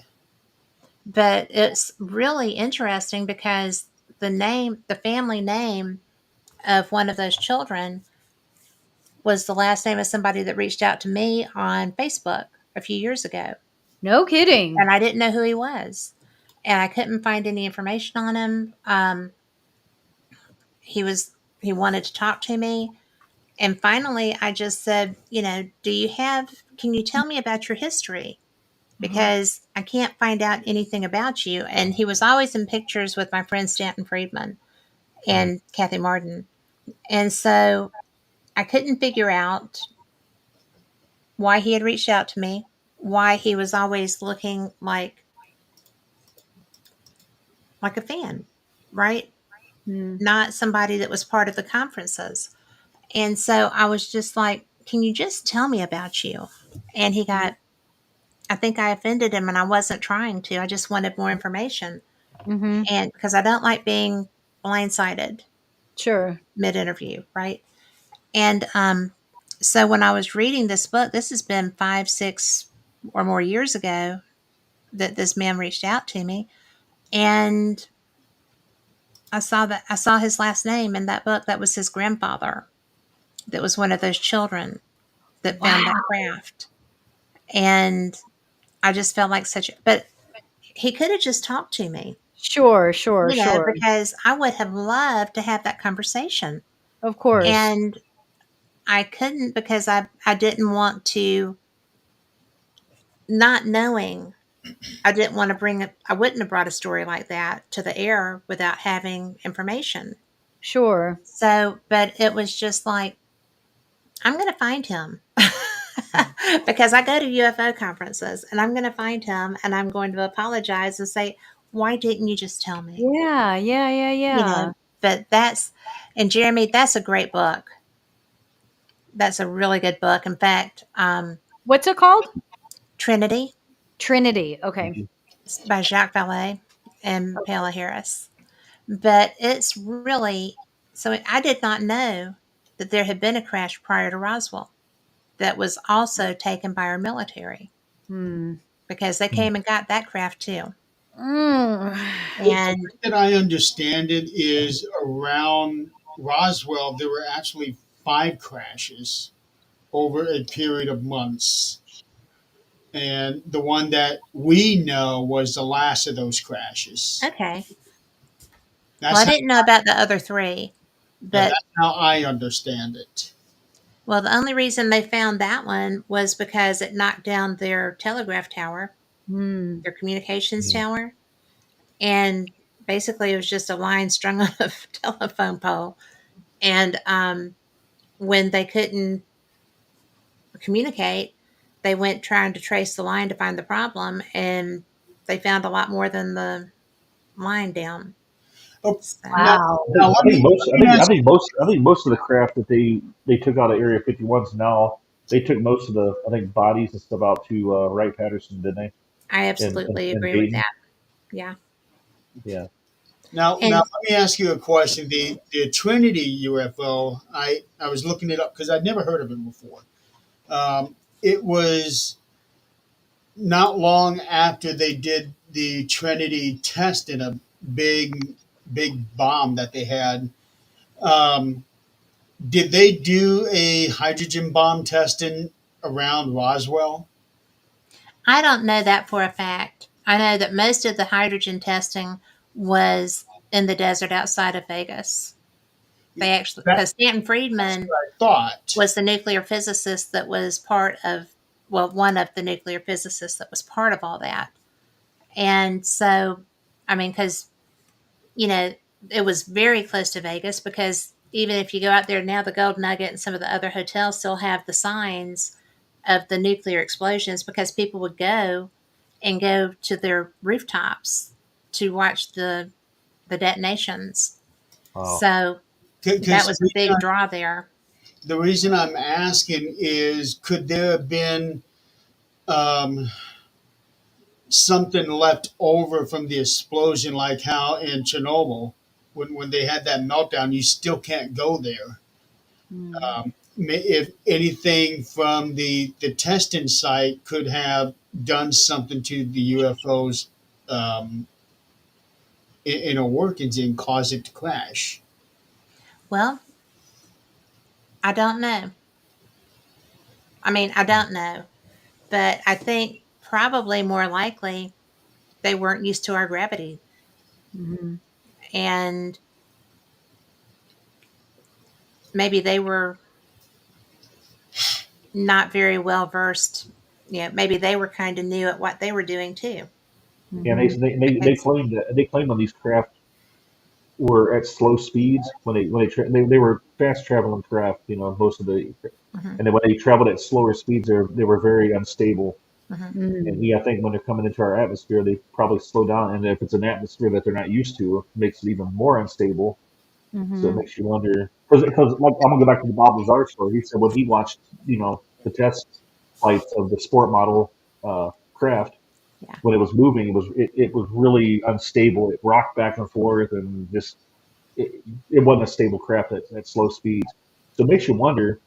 Well, it Is you does. know, And plus, these, I mean, this one was at night. Mhm. So I'm sure it didn't see that telephone pole, telegraph yeah, pole. yeah. And it was just maybe joyriding and there it went, you So know. But if we had these UFO crashes all happening in the 40s, and they're disputed, but I believe it. The documented UFO visitations mhm. thousands of years ago, how many of them would have crashed then? There's no telling because there's no way that we would have been able to ascertain where they went down or if they went down because they would be, if they were in the desert, they'd be buried by now. Yeah. Mhm. And, you know, that we're talking millennia, really, that I, I, they've been Wasn't I like wasn't to wasn't there think wasn't there a craft wasn't there they're a in the craft found jungle. out in the it's in a cave in like Afghanistan, like a Vimana that was discovered like a I think it was in Afghanistan or Iraq. Didn't they find like it a was, craft that wasn't it Afghanistan? I think it was Afghanistan. It was they found a Vimana out there in a cave. And it was Yeah. like ancient, like very old. Yeah. Well, you know, that's one of the things that I was just so fascinated by. When I was doing some research for this, I found some stuff because I got to hear Eric Van Doniken talk like 4 times one summer. It was really Very cool. cool. Very Oh, cool. But that'd been because awesome. he's amazing. But yeah, all the stuff that he flew over the Nazca lines when they were complete, right? And he was like 17. He was working as a waiter. He'd get up the money to go and explore, and he'd go and do a strip and then come back and work some more and then go someplace else. He was really amazing. But he had a he had a priest at his school who turned him on to the Book of Enoch, Mhm. and they had a copy in their church, and that's where he got his ideas and decided that he wanted to go find stuff. But it was so fun because I'm sitting there listening to him, and I'm like, he's been in the Queen's Chamber of the Great Pyramid. They Mm. ran like a little car through it because they couldn't go in. Oh yeah, I think I remember that. Yeah. But there's all kinds of stuff that he's done, and he doesn't question anything because he's gone and seen for himself. And I think that if I could be 17 and doing that all over again, heck yeah. I never knew that was a possibility when I was 17.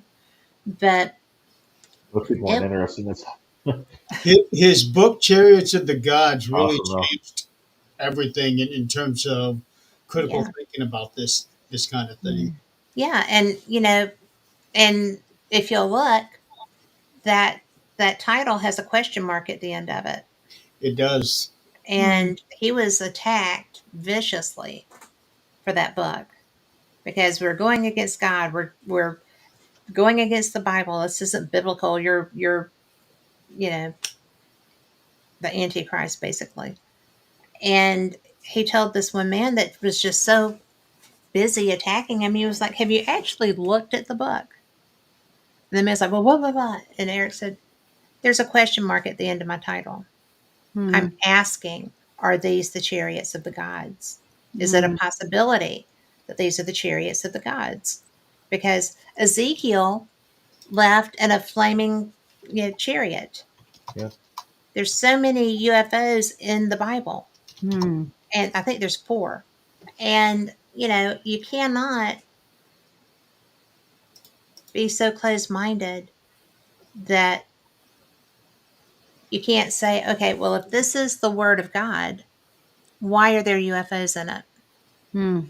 If there aren't UFOs, Mm. and I mean, I I thought those were great questions, right? I really did. Absolutely. So, yeah, interesting man. If There, you there ever are see some him go, copies of the book that does not have the question mark on it. well, they're supposed to all have the question mark on it.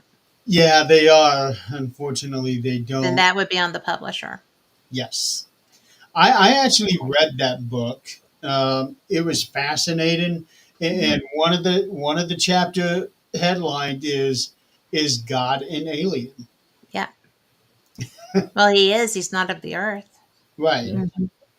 I would say he would be the alien if you're going to put it in that context Mhm. because we don't understand him. We can't. We're not capable of understanding Well, a lot of that. it made me wonder, especially after reading that book, with the concept of if God was an alien, if maybe he was like the supreme leader of his race and Well, I no think he's who heart. made the different races. Right. I think that he got lonely and wanted to, you know, create things. And I think that probably if there are a lot of different species out there, that maybe he didn't find one that suited him. So What's he your what's just your kept trying. what's your opinion? What's your? I can ask both of you. What's your? Because this kind of has the some. It's in the same ballpark of what we're talking about.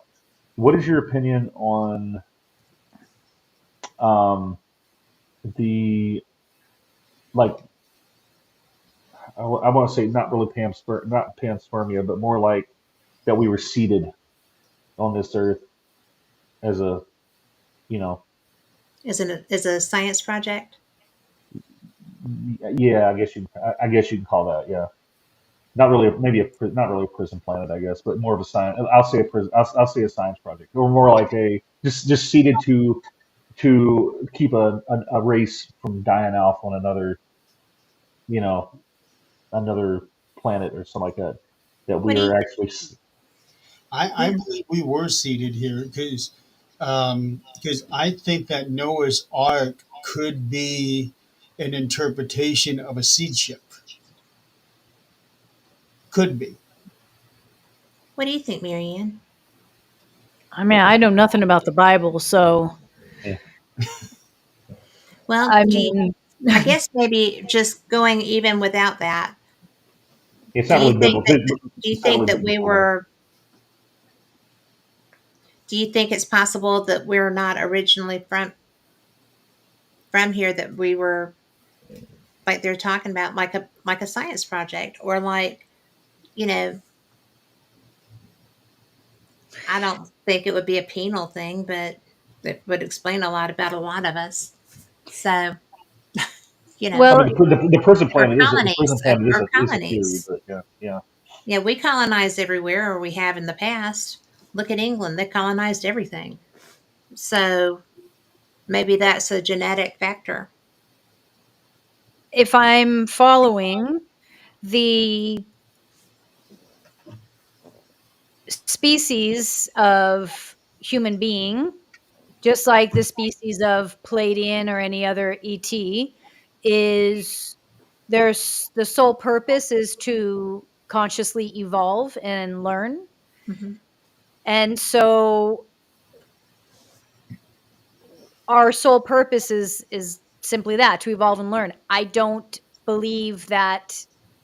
I personally, from my experience through meditation and channeling, has never been that we were placed here as like that we were placed here. Let me just say that Okay. we were placed, that we, where we come from, that's a other conversation, I guess, but we there isn't this sense of, experimentation or punishment, or it's just consciousness, and Right. we're all here to learn. And on planet Earth in particular, it's a one room schoolhouse. So you have all ages, you have all levels.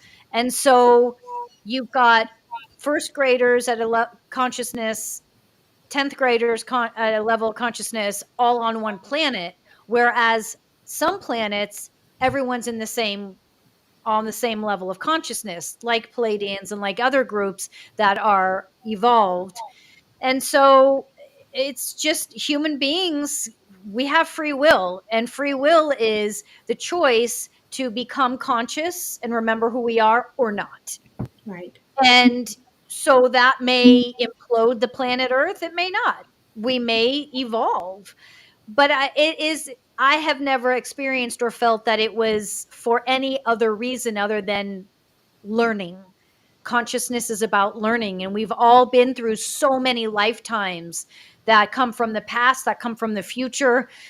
And so it's about remembering all those lifetimes and then incorporating that consciousness into this lifetime, and then sharing and teaching that on whatever level that you share and teach. For me, I like that that. kind of as simple as it is. I don't feel like there's anything darker or deeper to it. Now, every situation has darker and deeper and crazy and weird scenarios, but the Yeah. overreaching arc is just, we're just here to learn. And there's been plenty of other groups that have told me they won't come to planet Earth because it's so toxic, and emotionally, physically. Yes, yeah. And You got that right. so that just tells you, we're just here to figure stuff out. Okay, Yes. I do have another question though. Okay, I'm picking your guys. You guys are the experts at this. I'm just like a Uh, novice. I'm So just here for the party. They yeah. said there'd be beer. So we need to raise our vibration to to get to that next level. Um, through your channelings or whoever, it could either be Kat or Maryam. That's Maryam. Um, which is there particular um, ET races out there that are working behind the scenes to keep us from ascending? Are they that you know of through your channels? Is there certain is it the reptilians or the Dracos? Or I mean, which ones are here trying to hold us down, try to keep us from raising our vibration to get to that next level? Do you know of any Yeah, that the are human actually? the human Okay. being. So you don't think there's any ET races, any ones that are working behind the scenes with governments or whatever, trying to hold us back? Hmm. Yeah, of course, but that here's a little secret. When you have ET groups that are trying to hold you down, all you need to do is meet them where they're at. When you have human beings trying to hold you down, now we're dealing with daddy issue, mommy issue, the emotional body that the Yeah. human being has, and then being able to bypass the emotional body to get to your state of understanding. You do that through meditation. That's what meditation is to quiet the emotional body so you can hear your consciousness and you can hear your communication. Yeah. So when we look at an outside source as being something that would hold us down, it will never be as strong as what a human being is capable of, human to human. Because when we work with an ET group, we aren't dealing with mommy issue, daddy issue, and emotional body. We're dealing with a consciousness that has evolved enough that it can bypass that. Hmm. And then our own brain will just immediately go to, well, that's not something I recognize or know. So I'm going to deal with that differently than I would with this mean man who won't let me, take a vacation with my family and won't pay me for it, or Right. my daddy who hurt me or beat me, God forbid, or whatever that is, right? And so at the end of the day, what or who holds humans down is the emotional body. I'm not saying it's bad and I'm not saying don't use it. I'm saying learn how to use it and learn how to quiet it so you can raise your vibration. And humans that we put into power because we have decided someone wealthy, someone famous, or someone that we think is smarter than us should be in power. That is what holds us down, not ETs. And the Now, thing is, I'm sorry, and the thing is, if we raise our vibration, those those races, those bad ETs can't can't come here. They won't be able to function if we can raise our vibration on Earth. Do you think they'd be able to survive yeah, so on think of Earth? it this way. If you have someone who is a someone who steals for a living, right? They're going to go to where you can steal. And Yeah, if you can't steal from a certain location, you won't no, go there. then we'll go there. Yeah, And so you can compare ET life and paranormal life to the same thing about human behavior. If you allow it to be there, it will be there. Now, on planet Earth, now this is science, so I don't know science, but we do know that for every action, there's an equal and opposite reaction, Mhm. yeah, right? yeah, That's true. planet Earth. So anytime you raise your vibration, you will have an equal and opposite. So what's the equal and opposite? Darkness. Yeah. Yeah, Inevitable. Inevitable. You try to raise your vibration, someone or something or some experience will try and hold you down. That's not anything against you. It's the nature of the planet. they could be. Yeah, Now, once we get off this planet, that's going to look very different. That can look different. But for us here, yeah, you'll always have. I'm more concerned with always have been more concerned with humans than with ETs. Now, today, what's been happening since November, very different conversation. And even me, as Kat laughs because she gets it, there's more of a sense of I don't know that I want to see that one. Like, this is a different time for us, so we have to be so aware and conscious of human, ET. Where am I? Am I managing me? It's a lot now. Yeah. Well, I do agree with something that you said at the top of the show about us not being ready to accept aliens on this planet, or say we have like a visitation, a public visitation. I don't think we're ready to handle that either. Kat, Phil, what do you guys think? Do you think that we're ready? And also, I want to make this a two-part question.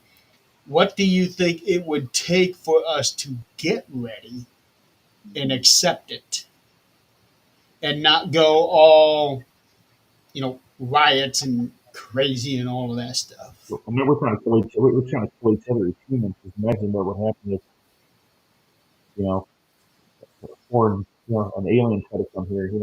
I don't. I, I look at the ET like, go, man, they're probably like a guy. They're probably like a group that's rolling by planet Earth, rolling their windows up and locking their doors as Locking their doors. Yeah. and I, I don't know. I mean, they probably wouldn't believe it. They would probably think it's some government conspiracy or something. Oh, I don't think so. I think that when that happens, You think that it'll be natural, like, wow, we knew this was, I think that it's going to be, and I swear to goodness, there is so much vitriol out there in the world right now. It's ridiculous. People are so reactionary from every walk of life. Everybody's just like hair on fire. Okay. Get control of yourself and just interact and everybody get along. It's just got to be calmer. But it's just a matter of if they were to come right this red hot minute, either we would all kill each other in our panic Mhm. and or we would view them as saviors Hmm. and we would be very easy to take over if they had bad intent. If they didn't have bad intent and were coming to help, then I think that there are some that would absolutely have a fit about it and try to kill all of them. You Mhm. know, I find it interesting that So with that line of thinking, when you go back several thousand years ago, when aliens were said to have been visiting us, back then they were viewed as saviors and yeah, gods. But at yeah, the time, they were being taught how to build things. With the pyramids, you got, yes. I mean, they were being taught to have civilizations. yes. I mean, they were being taught water systems. They were being taught, yeah, aqueducts. Mhm. All this stuff in a desert where there wasn't a lot to survive with, Hmm. widespread. And And the the evidence. pyramids are fascinating because they're not, I mean, they are not always, Orion's belt is not always over the pyramids. It's Hmm. seasonal, right? yeah, Right. So that probably is not what the purpose of placement of those were. The Nile actually was much there. Its path was different. Hmm. yeah. So one of my friends actually has the theory that the pyramid, the Great Pyramid, was a water pump, Hmm. which to me is just I had never even contemplated that idea until I read his book, and I've interviewed him a couple of times. It's really interesting, but you know, geography changes over Yes. time. Hmm. So, heck, That I well, don't know. I that's think that why what, we're still discovering new things every day. and we're discovering old things every day. Mhm. That's I mean, good. We are Yeah. discovering old things every day. That's great. So, I mean, and that old saying, everything old is new again, is so true. It's not just bell bottoms. I mean, seriously, it's thought processes, it's mindsets, it's, you know, the only thing I know that's constant is mathematics. Hmm. And I think that's probably the language that we're going to be speaking with ETs when we meet them, And some death of them, and taxes. because it's a constant. Yeah. Mhm. And it doesn't seem to change very much until we got into computation. Yeah. I think that's such a. I love the way you said all of that, Kat. I think too, Jeremy, to that point is, you know, I feel like I know what your question was in reference to like a mass. You know, they come en masse, and it's like a whole thing. But it, they're landing, and they landed in Vegas. They They're currently land. landing. And Yeah. in this moment, we're talking to the people are talking to the orbs and the orbs are responding. Like this is what like I keep saying, I'm like, what Jeremy, your question you're asking us, it's happening. It's Yeah. happening right now. And it has been happening. People have witnessed and seen. And guess what happens? Everyone squashes it. No Hmm. one will believe you, whatever that is, right? But as Yes. we start to one at a time raise the consciousness, which is happening faster because these people are communicating with orbs and it's shifting their consciousness in seconds. In seconds, it's shifting them. And that's happening because this all has to happen very quickly. I don't know which way we're going to go. No one knows which way we're going to go. But it's happening right now in front of us. They're landing, and a lot of them are landing and posing as human, coming back out. Keep an eye out for humans that have like a, Yeah. it's like a, dull, almost dark look in their eye. I don't mean dark like necessarily bad. Not like black eyed, but Some of them are coming in. not unlike it. There Yeah, have been some people that I've come across where I'm like, there is no way in hell you're human. but it's going to be a feeling. It's not going Yes, to it's be not a a visual. visual. It's something like you're going to feel as they walk by. You're going to feel it not from here. And you're not going to Yes. feel fear from it. It's just going to be an intuitive, guttural, what was that? Or Well, who was and they're not going to look different. I mean, they're not going to be like the men in black with the weird shifting. The eyes are different. It's like I what Eric will go, said, Men in yeah, Black. but most of them look human because some of, I mean, the ones that and I may be wrong, Marianne. I'm kind no. of stepping on that, and I apologize. Mm-mm. But I think that the hybrids are going to lead the way, and I know hybrids. I mean, I've met them in different places, and so it's kind of an interesting thing. I was walking through a conference with someone who's very into hybrid children, and this girl was in a wheelchair and her mother was pushing her and trying to get through the crowd and stuff, and you could look at that girl and know. And in fact, the woman I was walking with just bent down and cupped her face and looked up at her mom and said, "Really?" And her mom was like, "Well, yeah." And it was one of those things that I'd never seen that I was aware of. How But did there, you know? Was it a feeling or was there an actual look? it was both. The eyes were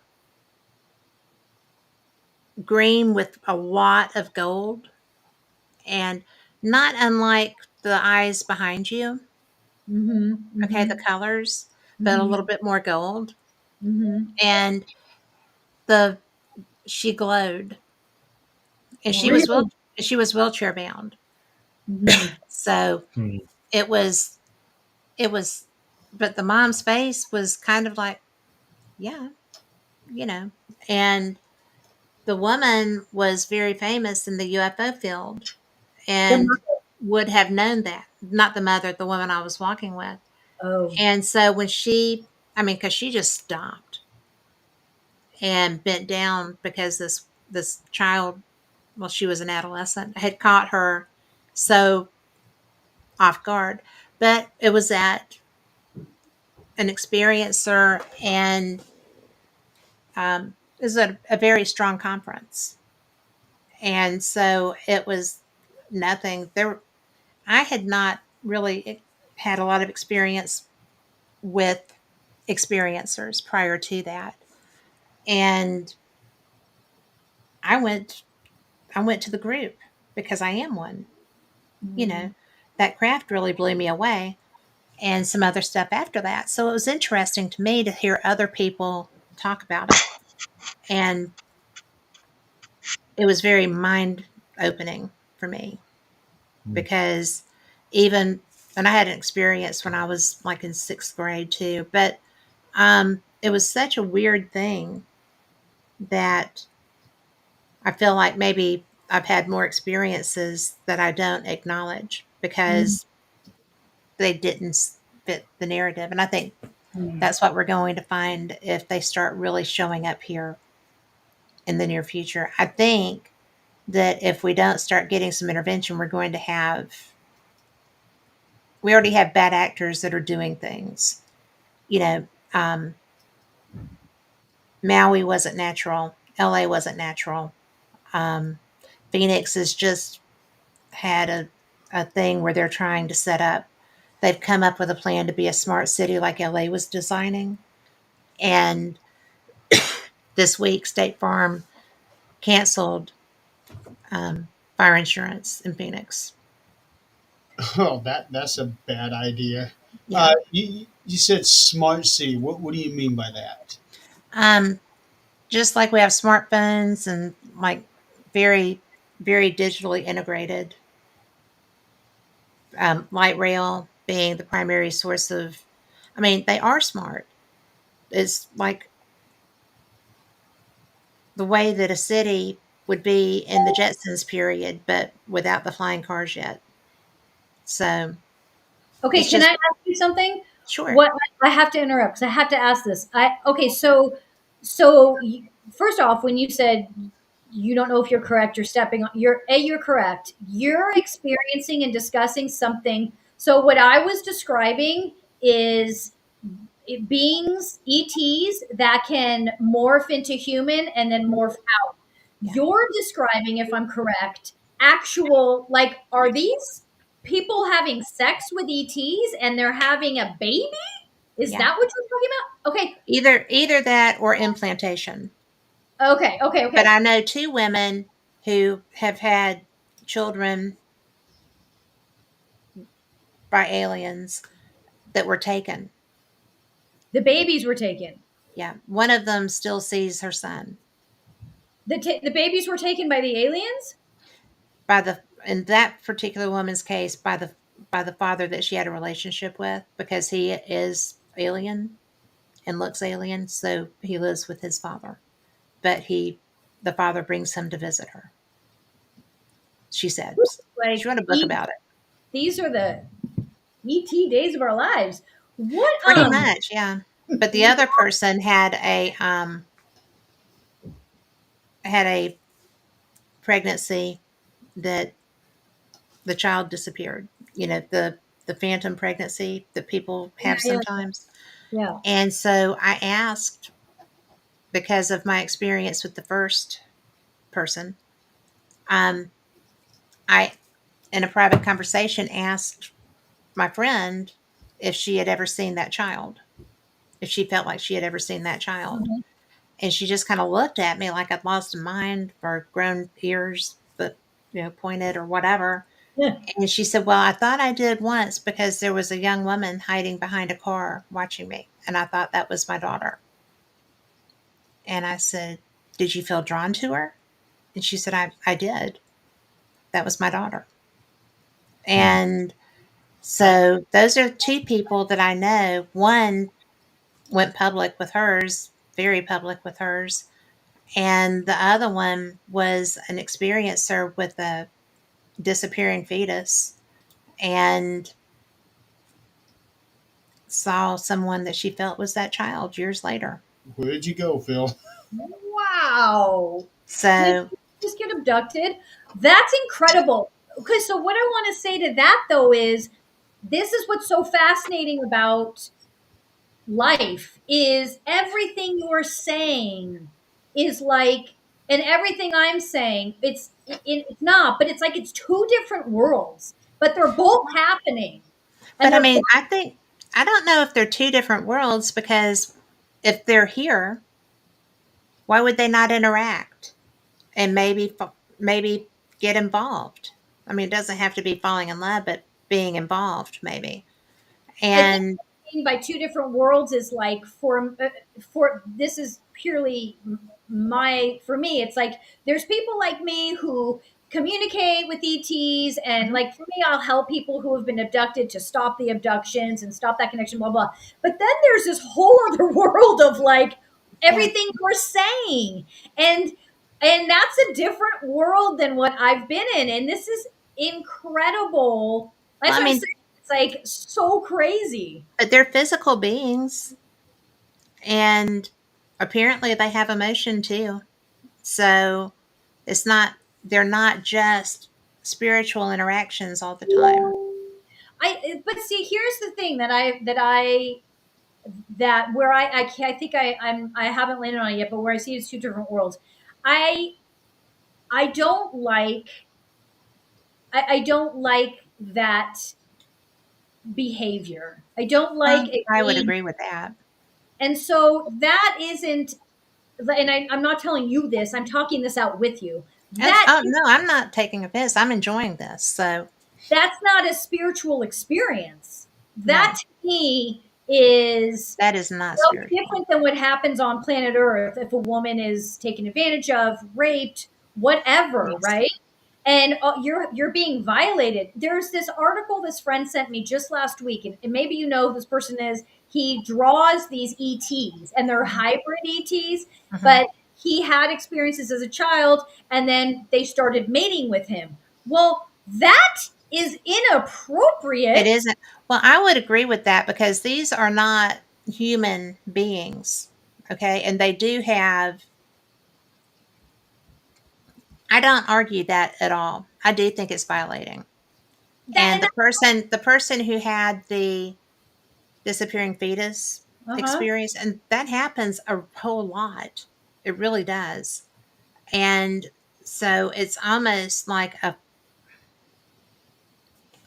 well, that's not going to sound appropriate, but it's almost like a seeding Uh huh. program. Uh huh. I Yeah. don't know. Yeah. But in the first case, it was somebody who had a relationship with an ET. Uh huh. And in the second case, it was not. It wasn't an abduction Mm. and type of experience. But Wow. it's really interesting to me because I I found this so hard to grasp Mm-hmm. when I first read the book that the first person put out. And I had heard her lecture. She was very timid with her first. It was her first lecture, and she Mm-hmm. was very timid in that scenario. And I was just kind of like, "Why are you talking about it?" Mm. You know. And she was with a great, greatly known UFO researcher Mm-hmm. who works with um, abductees, and and does a lot of other stuff too. He's very involved in a lot of different things. And I was just kind of like, she doesn't want to talk about this. Yet Mm. she's got a book out. And I had her on with me years ago and she tripped out. She wanted me to pull the show down, Really? really. And I said, well, but you've put out a book about this. This Right. isn't something that you're not talking about. What's different? Right. Why? I mean, I'll pull it down, but why are you upset? Yeah. Maybe she added something to the show that wasn't originally in the book. That could well be. I didn't go back through it. Did she tell And answer that question that you asked her? hmm, Did she answer that question that you just mm-mm. asked her? No, No. she just needed it to come down. Wow. And she had 2 or 3 different reasons that were not true. And I was just kind of like, well, that's not real. I mean, she didn't sound right. She sounded, you know, and then she said that somebody affiliated with that case had passed away the day before, which also was not the case. And so that she was upset. Oh, dear. And there was a lot of angst going on. Mm. And I was just kind of like, I'm sorry that you're feeling this way. I thought you did a really good job and nobody's judging you. I've talked to Right. you for years. I'm not judging you.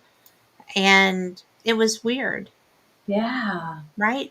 Wow. So to be so public with it that you would actually document your experience and then go on a lecture circuit to talk about it Right. and then be upset about that was just kind of Mhm. like very odd. And it's funny because I had to change my profile name because Why?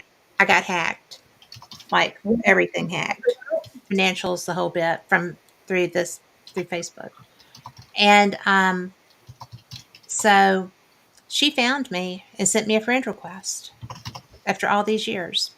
No kidding. Totally real. And I was just kind of like, "Hey, how you doing?" Oh, you Nice like to to see you. talk again? But yeah, so That's there incredible. yeah, but I agree with you on the inappropriateness of a relationship when you're in a position of not authority but a more powerful position. It's just like if you were being Yeah. attacked by like you're being raped. Yeah. But, but if you're just emotionally unaware as opposed to physically unable to fight, right? Yeah. But I don't think in the case of the second one, that was not a willing participant. Mm. That was a classic um, ET experience, and that happens a lot. There's a Wow. lot of that behavior by ETs. And so, and she was stunned when I asked that question, right? Have you ever seen that child? Yeah, I can imagine. And she just went, um, I actually thought that I might have, yeah. Jeez. That poor So, woman. and yeah, there's a whole lot that goes with, um, there's a whole lot that goes with ET interaction. Mhm. You know, you have people that come out of it with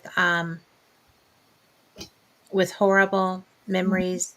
Mhm. You have people that maybe the anesthesia or whatever it is that they use, right, Mhm. to do whatever.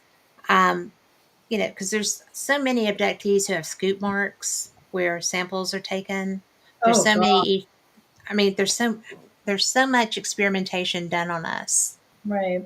that is not appropriate, no matter who you are. I mean, if my doctor did that without me knowing about it, I'd own him, right? So it's really there's so much. The interactions are so different. What Mhm. I get isn't what I hear other people talk about. Mhm. And I think it's because I go to all these places that have experiencer groups. Mm. And it's it's really tragic what happens to a lot of people, men, women.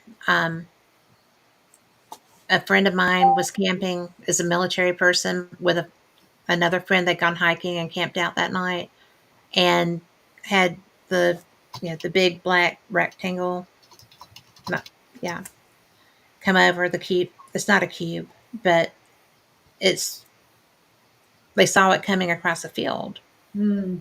and then they didn't remember anything until the next morning. And my friend got up and opened rolled up the tent window and was looking out, and his friend started tripping on him. Don't do that. They'll come back. They'll know. Oh And wow. his friend was not okay in any shape, form, or fashion. Mhm. And my friend was. Mm. And he didn't remember anything. Wow. So then they, my friend was out running one day and had pain in his leg and he had implants. And it's funny because they were in the design. Mhm. And I was at a conference in Arizona, and one of the people lecturing had pictures of x rays Mm. of their implants, and they were the same design as Oh, my oh friend. wow.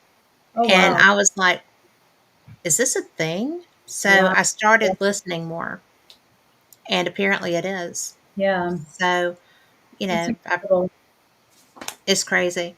It's really interaction with ETs are such an individual thing. Mhm. Of I mean, course. because it depends on your fear factor.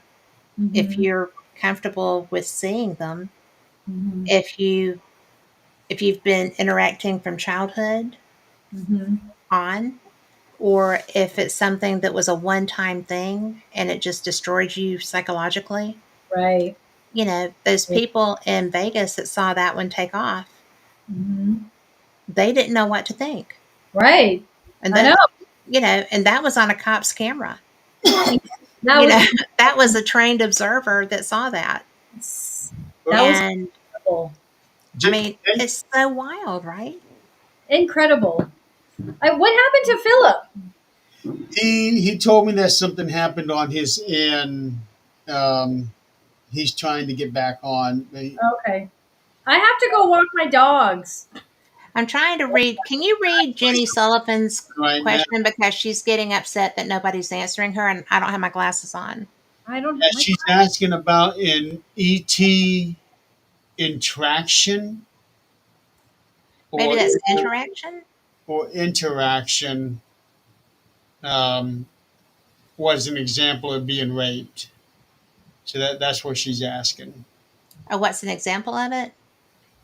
No, an ET interaction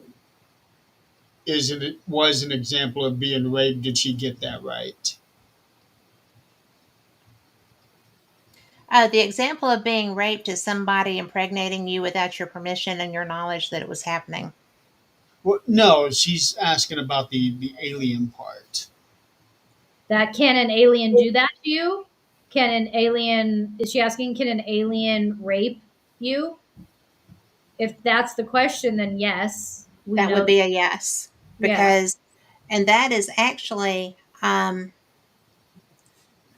you might not know that happened because there is a level of mind control involved, from what I understand. Mhm. But I don't really know if they have to physically rape you. I've heard stories that it actually has. There's both. What you're saying that they Right. have memory, and yes, it physically happens. I mean, Right. um, and I mean, it's just what you were talking about. There's these hybrids, and women's babies are being taken from them. Like Yes. none of that is Well, like if that happened here, and I'm not, it does yes. happen, but it's Areas. Yeah. it's wrong across the board. Well, it So is wrong across the board. Yes. But a lot of times these women don't know that they're pregnant mhm, until some time has passed. mhm. And then, and then when it disappears, it's like, Then and what? it actually is called disappearing fetus syndrome. No kidding. Yeah. Oh, I gotta look that up. So, That's amazing. and Hodges, the man that Bud, I think it's Bud Hodges, that did the regression therapy with Mhm, abductees. mhm. Um, there were a lot of those situations. Wow. Yeah, So I, I I can imagine. I feel like I want to talk about this all night, but I have to go walk my dogs. mine Cat, are in there with my husband, so I cat, dish them. We how do could do several episodes of this.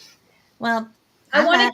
get info, Cat? And did Jeremy? Did you email all of us? Do I have her email? No, you were the only one that I emailed because you're not on Facebook. And Um, Okay. I'm Kathryn. Oh, you're not on Facebook? Paranormal Experienced. That Are you on Instagram? under Kathryn Hobson. Okay, I'm gonna look you up and friend you so we can stay connected. Please do, because I would love that. Yes, me too. I want to. There's a lot going on here. I, Jeremy, I can see Catherine being, or I can see Maryam being a guest on Catherine's show. I see that coming up in the near future. Yes.